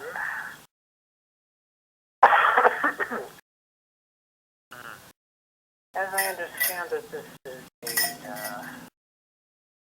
wouldn't say it's a straight-up horror comedy, but it has elements of horror, and the horror and humor are separate. As I understand it.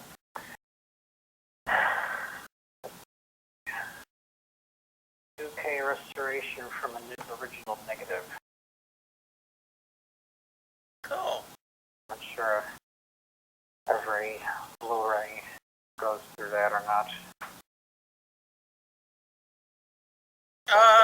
Not all of them, but some of them do.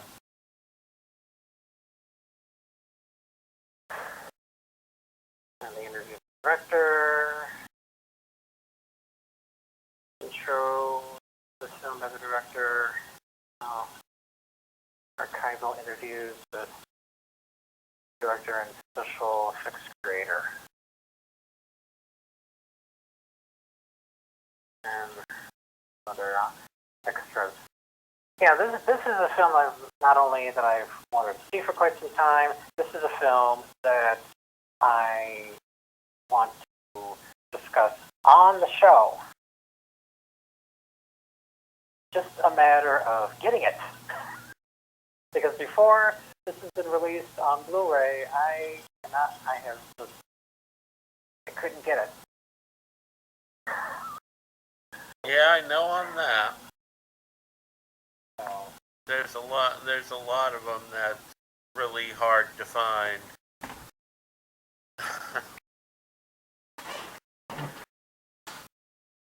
it depends on where and how you get it. I mean, $20,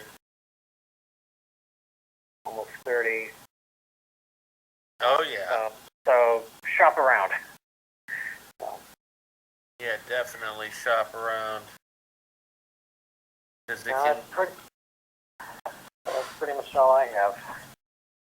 Alrighty, well, it is time for that section of horror news that you guys all love, because you guys are all collectors just like me, and that is merchandise.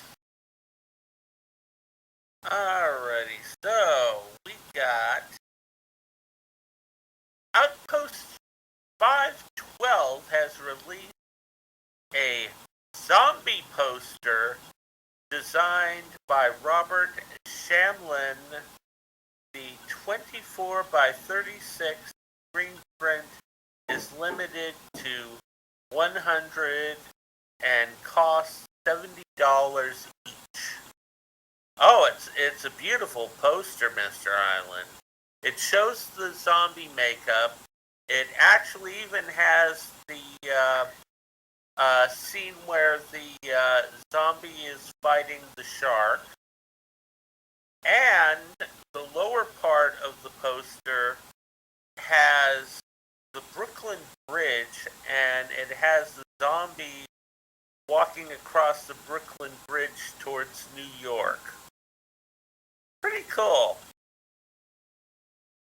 Very nicely done. Alrighty. And next we have Blood, Sweat, and Chrome, the wild and true story of Mad Max Fury Road, will be published in a hardcover, ebook, and audiobook, and audio CD on, actually it was 2 days ago, via William Morrow.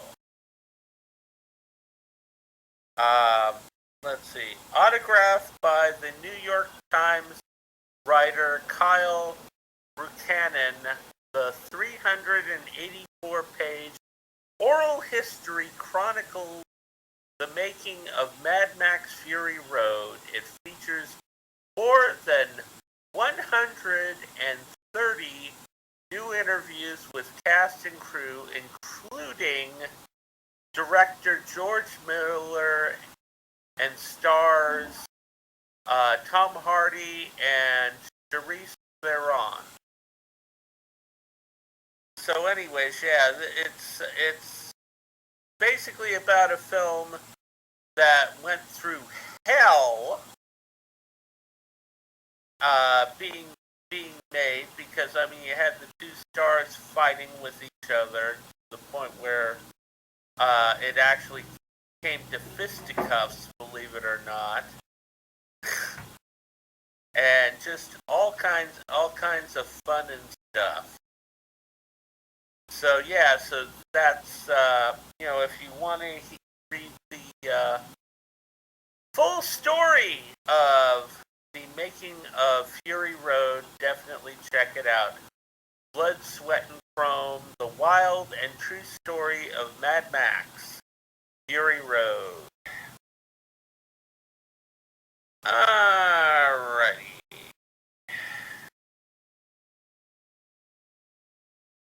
Next is Blood of the Vampire. Blood of the Vampire will be released on a limited edition Blu-ray a couple days ago via Scream Factory. And Henry Krass, Last Holiday directs from a script by Jimmy Danger, who did Horror of Dracula, Donald Wolfe, Barbara Shelley, Vincent Ball, and Victor Madern star. So anyways, you can get that through Scream Factory. Alrighty, and next we have Communion will be released on a limited edition Blu-ray a couple days ago via Scream Factory. The 1989 alien abduction film is available for $26.98 exclusively from Scream Factory. Nice. And Pizza Party Printing cuts into a Cobra design by Jimmy Bregridge. It's available to pre-order on t-shirts for $25, tie-dye t-shirts for $30, baseball tees $30, tank tops $25, long sleeves $30, and sweatshirts for $35, and hoodies for $40. It's a nice design. It's done in different shades of blue and white, and it's Sylvester Stallone's Cobra from the head down. I mean, from the neck down. It doesn't show a head, and where the head's supposed to be, it says Stallone Cobra.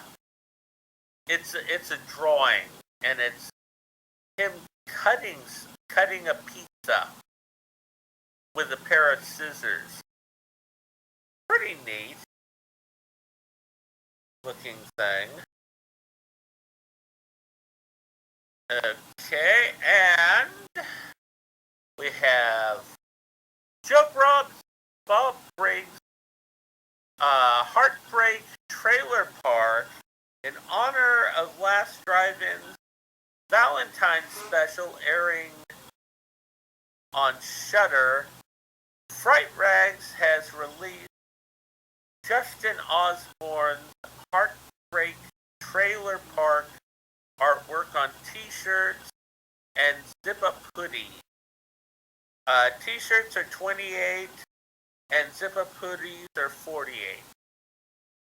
It's a nice one. It's Joe Bob. He's holding a flaming Valentine box, and it has all his drive-in paraphernalia on there, and him holding a thing. Alright.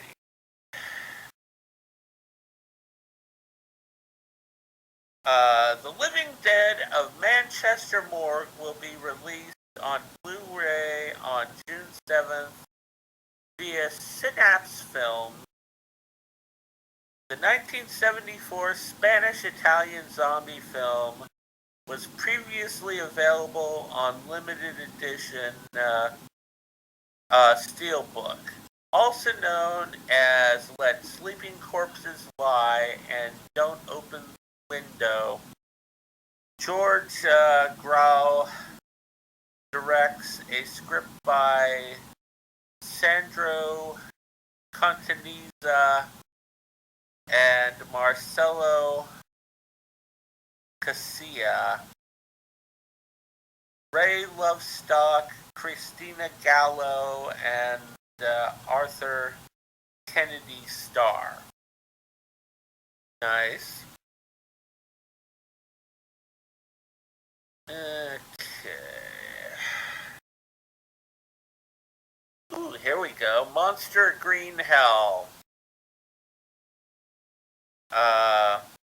Will be released on Blu-ray and DVD on March 8th via Film Detective, the 1957 sci-fi horror creature feature has been newly restored in 4K with a rare colorized version of the climax. Nice. So yeah, check that out.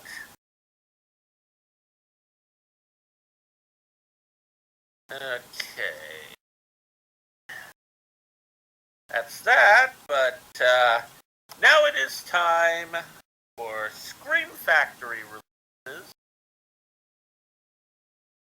First one is the Ice Demon.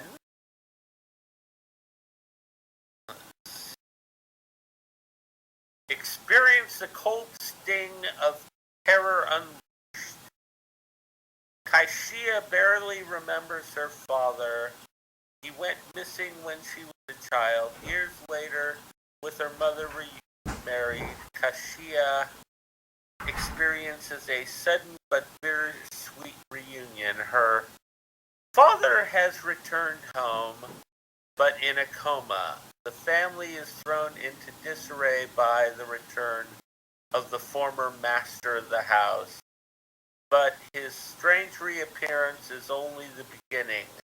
Soon terrifying things start happening in the house, and Kashira's mother exhibits bizarre new behaviors. Kashira begins to suspect that something supernatural, icy, and lifeless has come home with her father, and now her and her stepfather find themselves doing battle with evil incarnate. Okay, that sounds interesting. Okay, here is one of those collector's editions that Mr. Highland is usually interested in.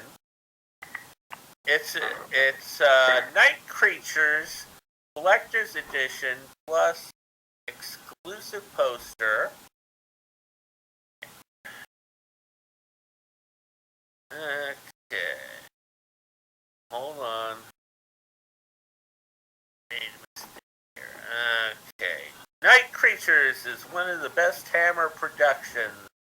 Donald Gasesko, allmovie.com. In the 18th century, a Navy captain, Patrick Allen, from when dinosaurs ruled the earth, and his sailors investigate the rampaging marsh phantoms terrorizing a coastal town.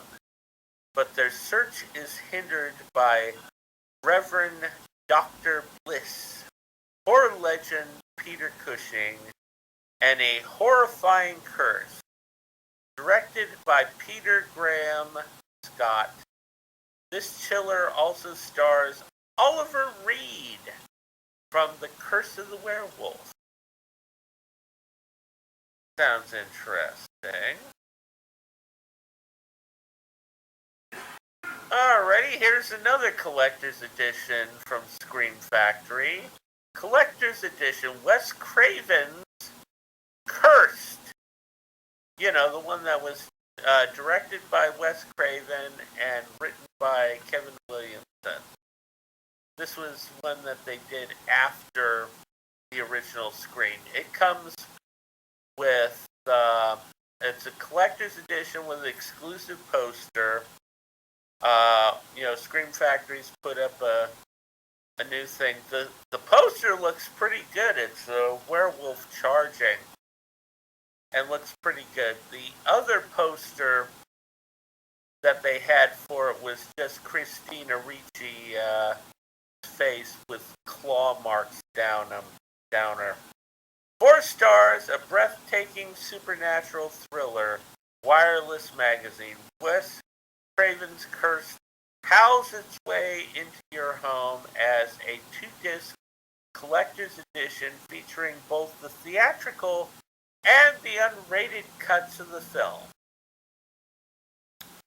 It stars Christina Ricci, Jesse Eisenberg, Joshua Jackson, Judy Greer, Milo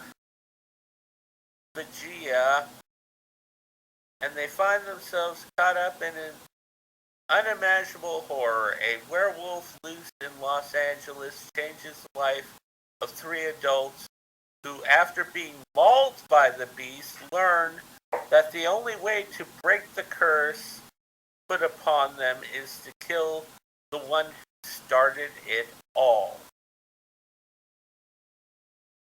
Nice. Alrighty. Yeah, it's a really nice poster. It's the werewolf, and it's slashing, and you flashes across the poster. Really nice. Alrighty. Next one is a collector's edition of Happy Death Day with exclusive poster. Yeah, it's a birthday cake with a knife in it, which sounds interesting. Okay, Happy Death Day is one of the best horror comedies to come out in some time. I do agree with that. It's a whole lot of fun. Jerry Lynn Wilson, Dread Central. Blumhouse Productions brings you this original and inventive thriller in which a blissful, self-centered co-ed, Jessica Ralph from Utopia, is doomed to relive the day of her murder unless she can identify her masked assailant and hopefully stop the madness. If she can't, she will be stuck in an insane loop, reliving the ghoulish nightmare that has become her death day. Okay, so anyways, you have two different versions of it. You have the 4K and you have the Blu-ray. Each one has commentaries. The Blu-ray has alternate endings and a whole bunch of other additions to it. Alrighty, and finally, we have a collector's edition of Happy Death Day to You, the sequel to Happy Death Day. It comes with an exclusive poster as well, and it's the baby face killer holding up a cupcake with a big 2 on it. That's pretty cool. Okay, even more fun than the original. I do have to agree with that as well. It's deja vu all over again for Tree Lebman.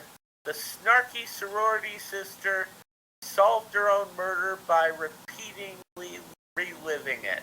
But now the masked campus killer has mysteriously rematerialized, terrorized new targets.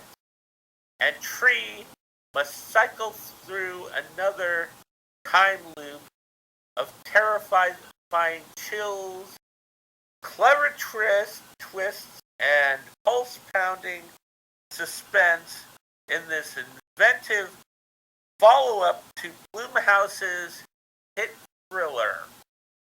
Yes, I do have to agree with that. It is actually better than Happy Death Day, which is a surprise. Alrighty, this one also has 4K Blu-ray, and the Blu-ray has a lot of extra good stuff. And that's it for Scream Factory releases. Alrighty, so now it is time for movie reviews. What you got there for us, Mr. Highland? Well, I only have one, and it's a film I managed to enjoy. Cool. I can remember now I remember the title. called Dead Heat, and Oh, this is yes. a film that was mentioned on the In Search of Darkness documentary. It's about a couple of cops played by Treat Williams and Joe Piscopo, and they're likable in the film, and they discover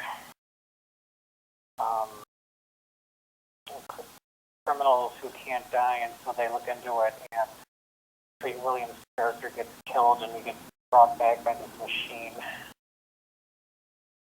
But there's a catch. His body will deteriorate after 12 hours or thereabouts. So they have to find out who's behind all this and who killed him. And at least the action is kind of, but not entirely like The Hidden. Because it involves zombies and who won't die when you shoot them, so there's that. And what else? Yeah, the makeup's good, the action's good.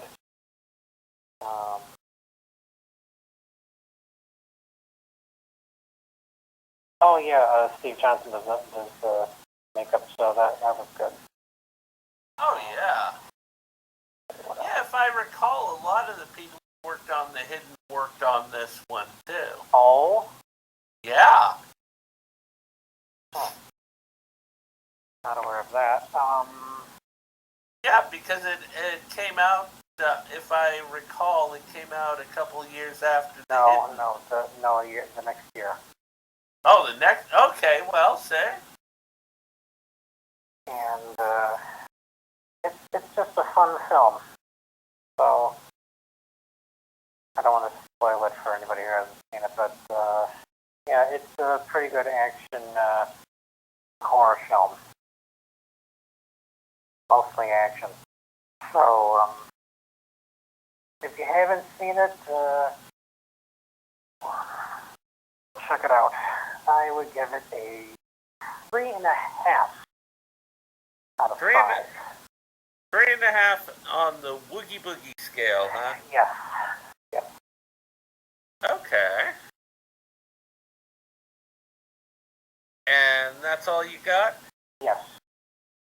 Okie doke. Well, my first review here this evening is on a brand new, a new movie that came out here. The reason why I'm doing this movie is because next month I'm going to be doing a lot of stuff on freaks, and this movie takes place in a carnival, and it's called Nightmare Alley, and not to be mistaken for the one with Tyrone Power. It's a crime drama thriller, but it is directed by Guillermo del Toro. Name and serve. And the screenplay is by Guillermo del Toro.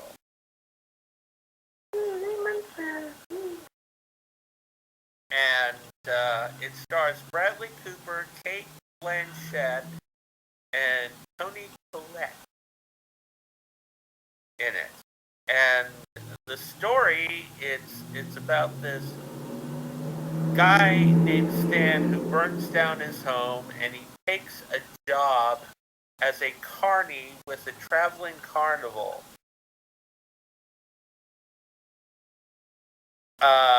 And Stan is disturbed at how any man could sink to the level of performing as a geek.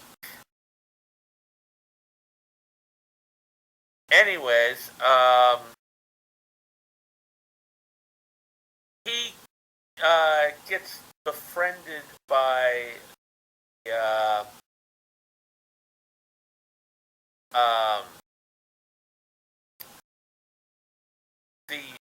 mind readers of the troupe, Madame Zena and her alcoholic husband Pete. Pete teaches Stan how to do the mind reading act, and Pete ends up getting attracted to Molly, who is the electric lady in the troupe. Well, anyways, what ends up happening is that Pete dies, Dan takes over the act, and then he decides that he's better than the carnival, so he and Molly take off big city to do a nightclub act. You know, do the whole mind reading thing. And anyways, what ends up happening is that he gets involved with the underworld and some of these rich people, and things go bad. And it ends up that he tries to do a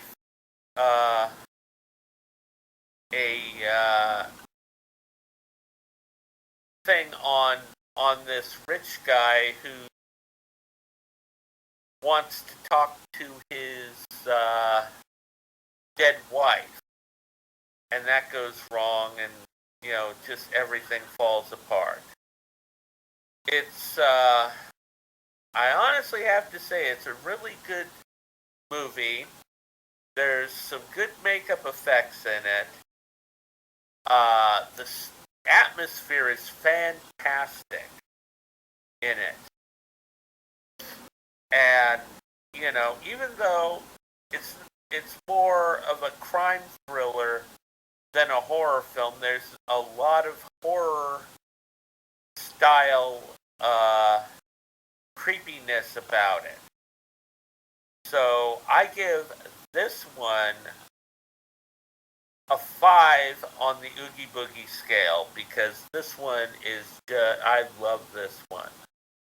And I highly recommend Mr. Highland, if you get a chance, when it comes out on DVD, check it out, because you'll be pleasantly surprised. I plan on it. I've seen the original and I've read the book. Cool. Alrighty, my next film is called Vampire. It's from 2011. And it is first American directorial of Japanese director Shuni Iwani. And she wrote this film. And what it is about is it's about a biology teacher who thinks that he's a vampire. And to get blood, he helps suicidal women kill themselves and then takes blood for himself. Amanda Plummer plays his mother, and she's got mental problems, and she keeps trying to get out of the house, and to prevent her, he's put balloons on her. So that, you know, balloons to keep her in the house. Anyways, yeah. Honestly, I can tell you that this one is really a slow burn. It is an incredible slow burn. And God, one of the girls from Ginger Snaps is in it, and she's one that decided to do a group suicide with a bunch of people, and one of the ones decides, oh well, we're gonna die by poison gas, and the vampire guy was there with them, and he ends up jumping out of this van. All the other ones die except for him and this blonde girl. And so he ends up walking her home from the forest, believe it or not. And later on, he helps her die. Anyways, this film, vampire film it reminds me most of is Martin. And it's not as good as Martin. The thing is that the director really did not understand American culture. She did not understand how to make a vampire film. Because there's no scares. There's nothing to it. It's very bland, and the character is very much overly a normal guy. You know, you don't have any bloody murder scenes or any of that to it. It's really bad. So, honestly, on the Woogie Boogie scale, I'm giving this one a 1. You know, I cannot, in good nature, recommend that film. You won't enjoy it.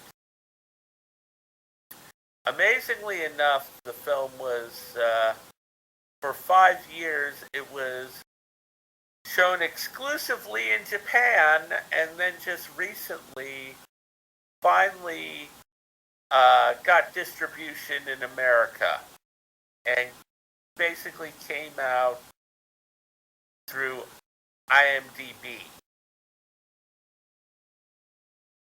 And right now you can see it on Tubi television. So, yeah, definitely. Now, my last review, next to the last review, because I got another one that I decided that I'm going to do, but I haven't written it down. I'll do it. But anyways, this one is called The Lockdown Haunting. And I have to say that I was royally impressed with this film. It's a really low-budget film. And the thing is that what happened is that this film was completely shot during the the heavy time in the lockdown period. And this person just put together this production really fast, take advantage of the COVID outbreak, and it takes place in England. And all these people are in lockdown in their homes, and ghosts are killing people. And amazingly enough, this film actually has a star in it. It has Tony Todd in it, and more than just a cameo in this. Amazingly enough, he's actually in like 2 or 3 scenes, and he's an important part of the plot of the film. And they use all kinds of different methods to shoot the film. It's done through webcam. It's done through cell phone and stuff, and they use a lot of in-camera special effects. But amazingly enough, the ghost effects in this, I was incredibly impressed. The ghost effects in this are fantastic. And, you know, the murder scenes are interesting. You know, it doesn't look like a big fantastic production. But the story, the idea of it, and how they did this film just blew me away. I loved it. And so on the Oogie Boogie scale, I give the Lockdown Haunting a 4. I mean, yeah, I was really impressed. And Mr. Highland, you can see it on Tubi TV if you want to actually see it. Pretty good. That's the second film that I saw on Tubi TV. You know, I really do have to say that this director for this film, Howard J. Ford, did a fantastic job. Fantastic. Alrighty, so now it's time for my final review.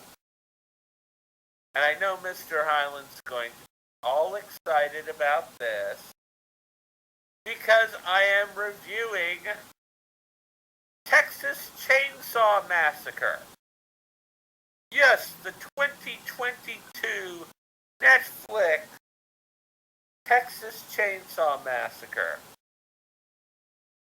And like Halloween, the Halloween reboot stuff, what this is it's a Halloween, or Texas Chainsaw Massacre 2, but it ignores all the sequels. It ignores all of them, and only thing that it acknowledges is the original Texas Chainsaw Massacre. And it's all these years later, and in Texas, these group of investors, they went and they bought this town in Texas.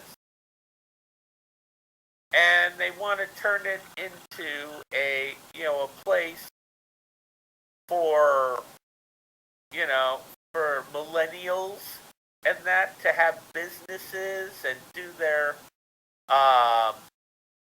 food trucks and all that, to get away from the big cities and all the violence. Because the one investor, her sister had been in a school shooting and had gotten shot. And so the big thing in this movie is that they are all anti-gun. Uh-oh. And in fucking Texas, mind you. I know, just the irony is palpable. Yeah. And towards the beginning of the film, they go and they start saying shit about this Mexican who comes in, in this truck, and he's packing a gun. They're going, oh my God, look at the penis extension and stuff. and all that. You know, do you really need and these fucking woke ass anti-gun millennials are sitting there talking shit about him in his face, literally. And they're at this gas station, and the gas station is dedicated to the Texas Chainsaw Massacre murders. And it has posters up about Leatherface and everything, and the girl Sally who survived, and all that. And they're even giving out corkscrews that are chainsaws. They have little chainsaw corkscrews. So the one girl, she goes and gives her sister a chainsaw corkscrew. Well, anyways, they get to the town, and there's an orphanage there. And it turns out it's the one place that wasn't sold to them. And the reason why they focus in on that place is because it has a southern flag up. And the place is run by an old lady who's on oxygen. Well, anyways, these kids, they think that, oh, well, we own this place, and the woman says, no, you don't. She had invited them in and was giving them some green tea and stuff, and that, and she told them that she had one child left in the place upstairs. Now you know who it is, right? Yeah. Yeah, little Bubba's upstairs.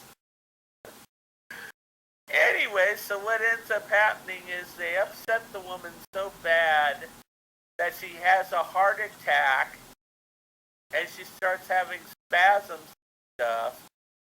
And Bubba has to come down, pick her up, and they put her in an ambulance, and the sheriff is driving them to the hospital. And one of the girls that's in amongst the millennials goes with them. Well, anyways, the old lady dies, and Bubba freaks out,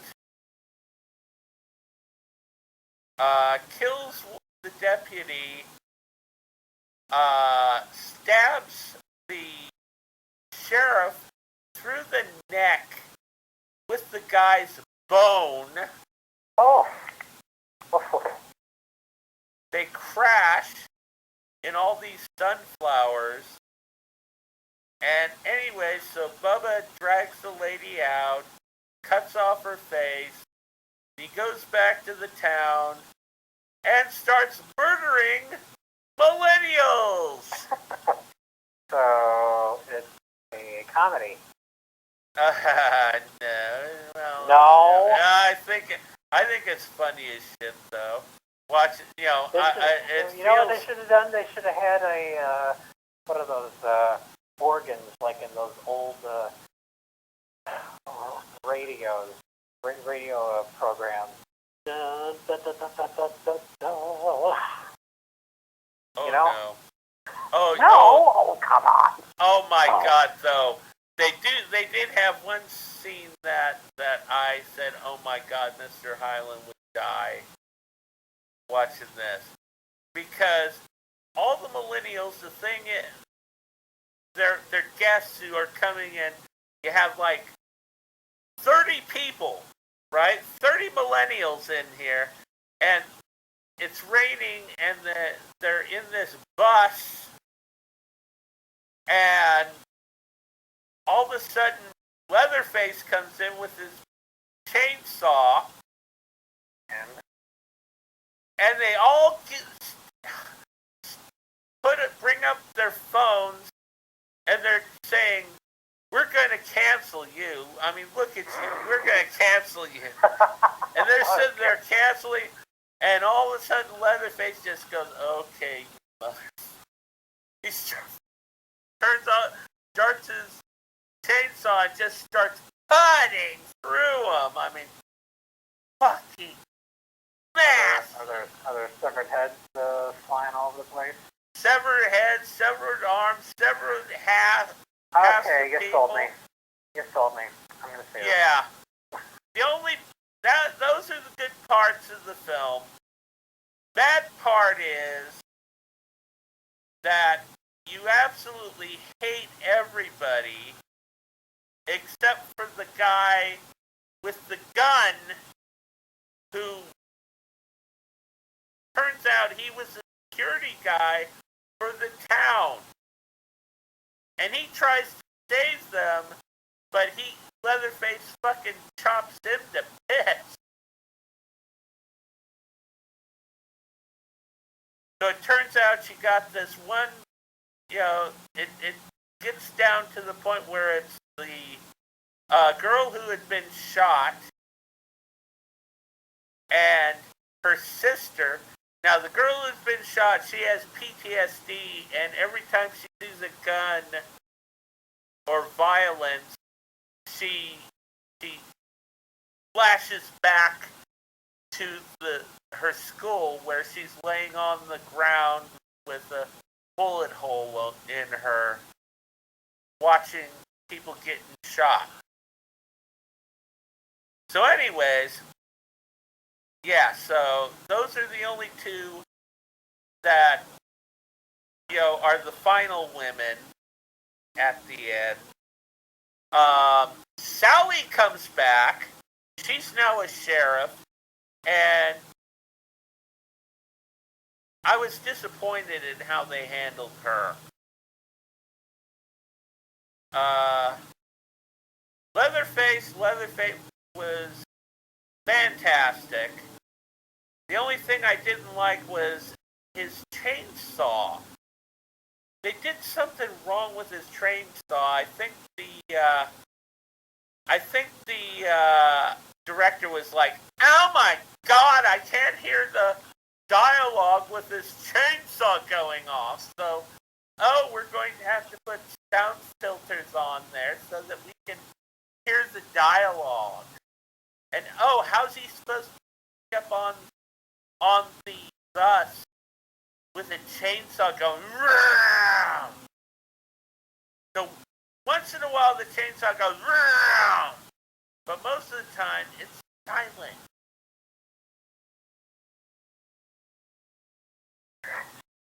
Wow, a whisper quiet chainsaw. Yeah, a whisper quiet chainsaw. And one person actually gets, seriously, the believability in this thing is off. I mean, I did like it when he chopped the black girl in half when she was trying to get out of the bus. Absolutely chops her in half. But one character, Leatherface does, one of his famous moves. Jabs the chainsaw into the gut, lifts him off the ground, and does right, and then throws the person. Well, this person ends up about 10 minutes later still being alive and takes a shot at him with a gun. What do you think about that? Yeah. So anyways, yeah,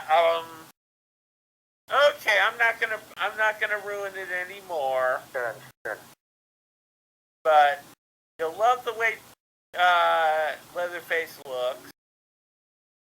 The atmosphere is really good. I did like the atmosphere and stuff. They did capture that. You know, you'll hate the characters, and the problem is you can't. Even the girl who gets shot and has PTSD, you don't give a shit about her. It's amazing.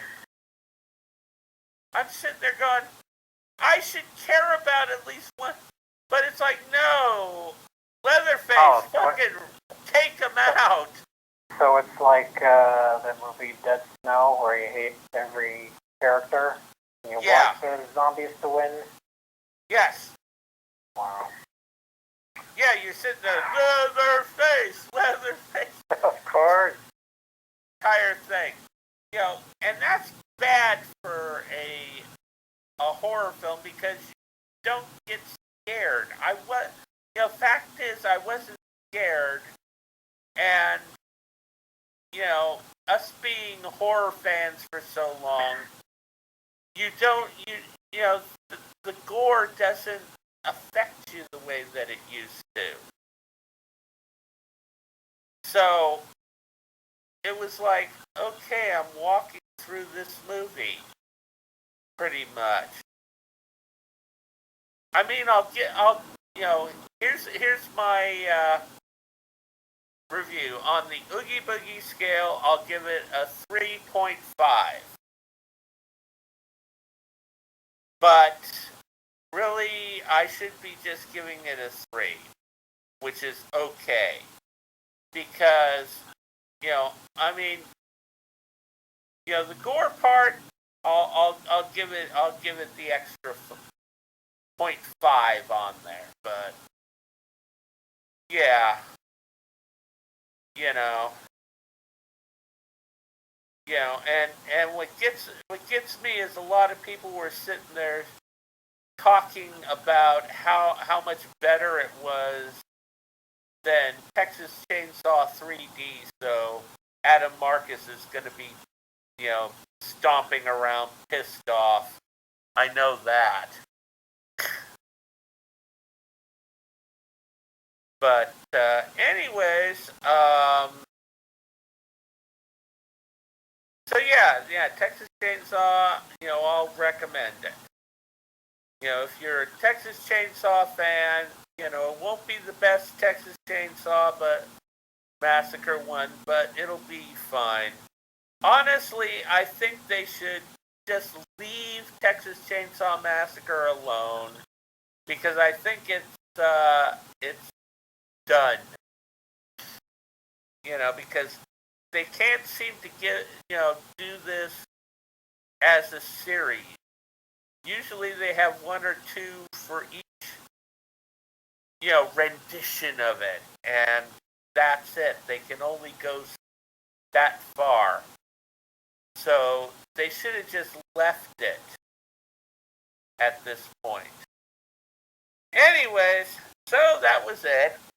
So, Mr. Highland, what have we got for next month?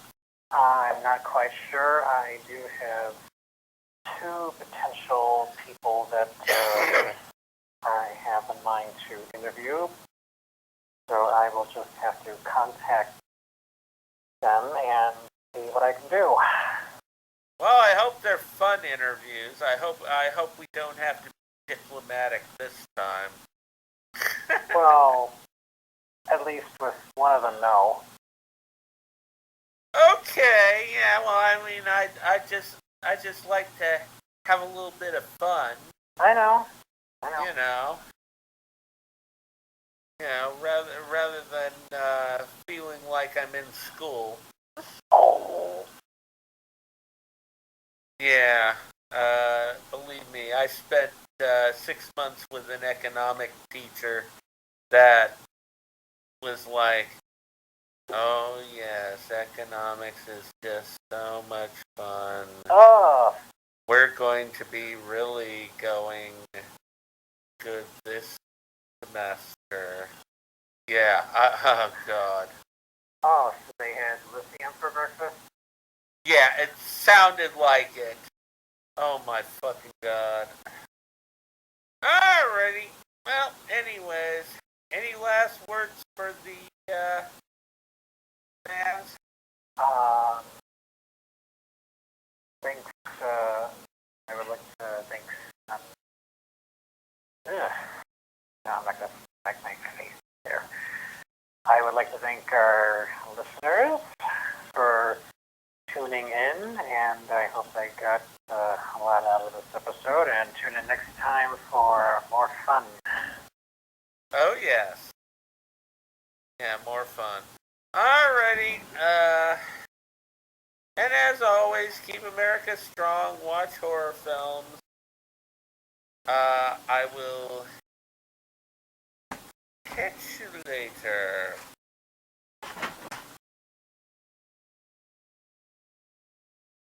The love that you bring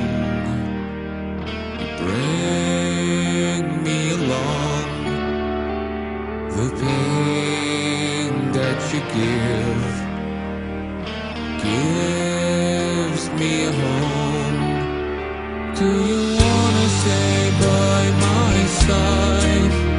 Do you want me to turn and hide? We are disappearing inside, seeing pictures of our goodbyes.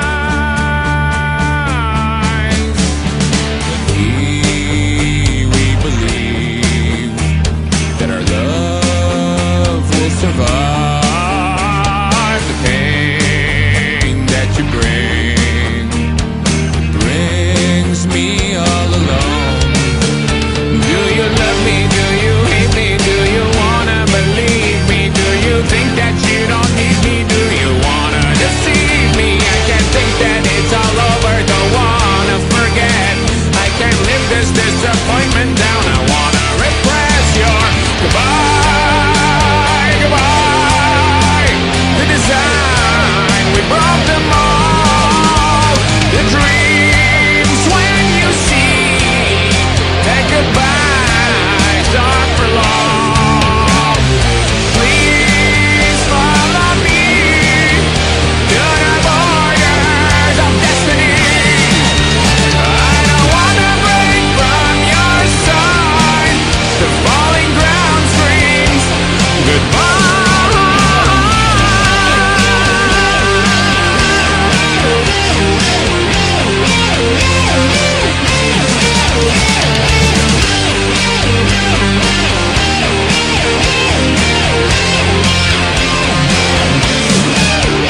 Do you love me? Do you hate me? Do you wanna believe me? Do you think that you don't need me? Do you wanna deceive me? I can't think that it's all over. Don't wanna forget.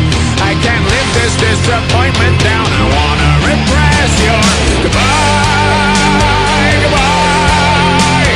The design, we broke them all. The dreams when you see that goodbyes are for long.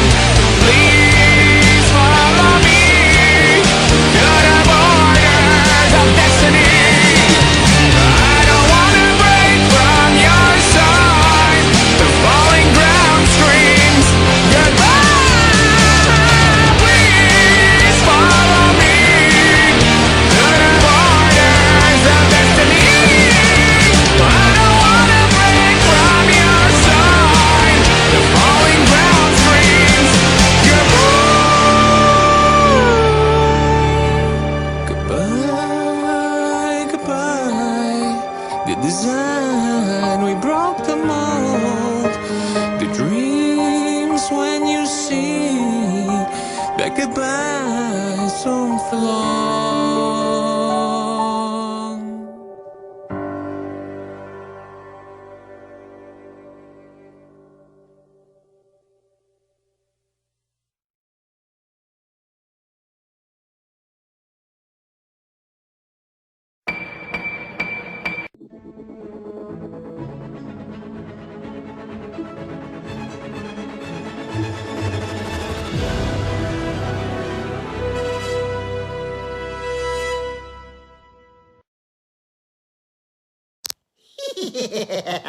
Phoenix Comics and Toys. Hello, creeps. Get your one-of-a-kind custom horror host figurines. That's right, kiddies. Oh, you can find hosts like the Keymaster, Mummy and the Monkey. I just love that name. Mr. Lobo, or even Carlos Borloff's Monster Madhouse. Tell him your bony little friend, the Crypt Keeper, sent you. It won't get you a discount, but it might get you killed.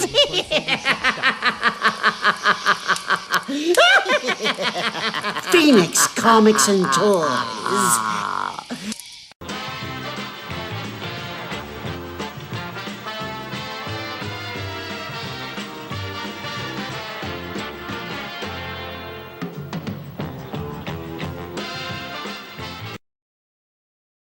International.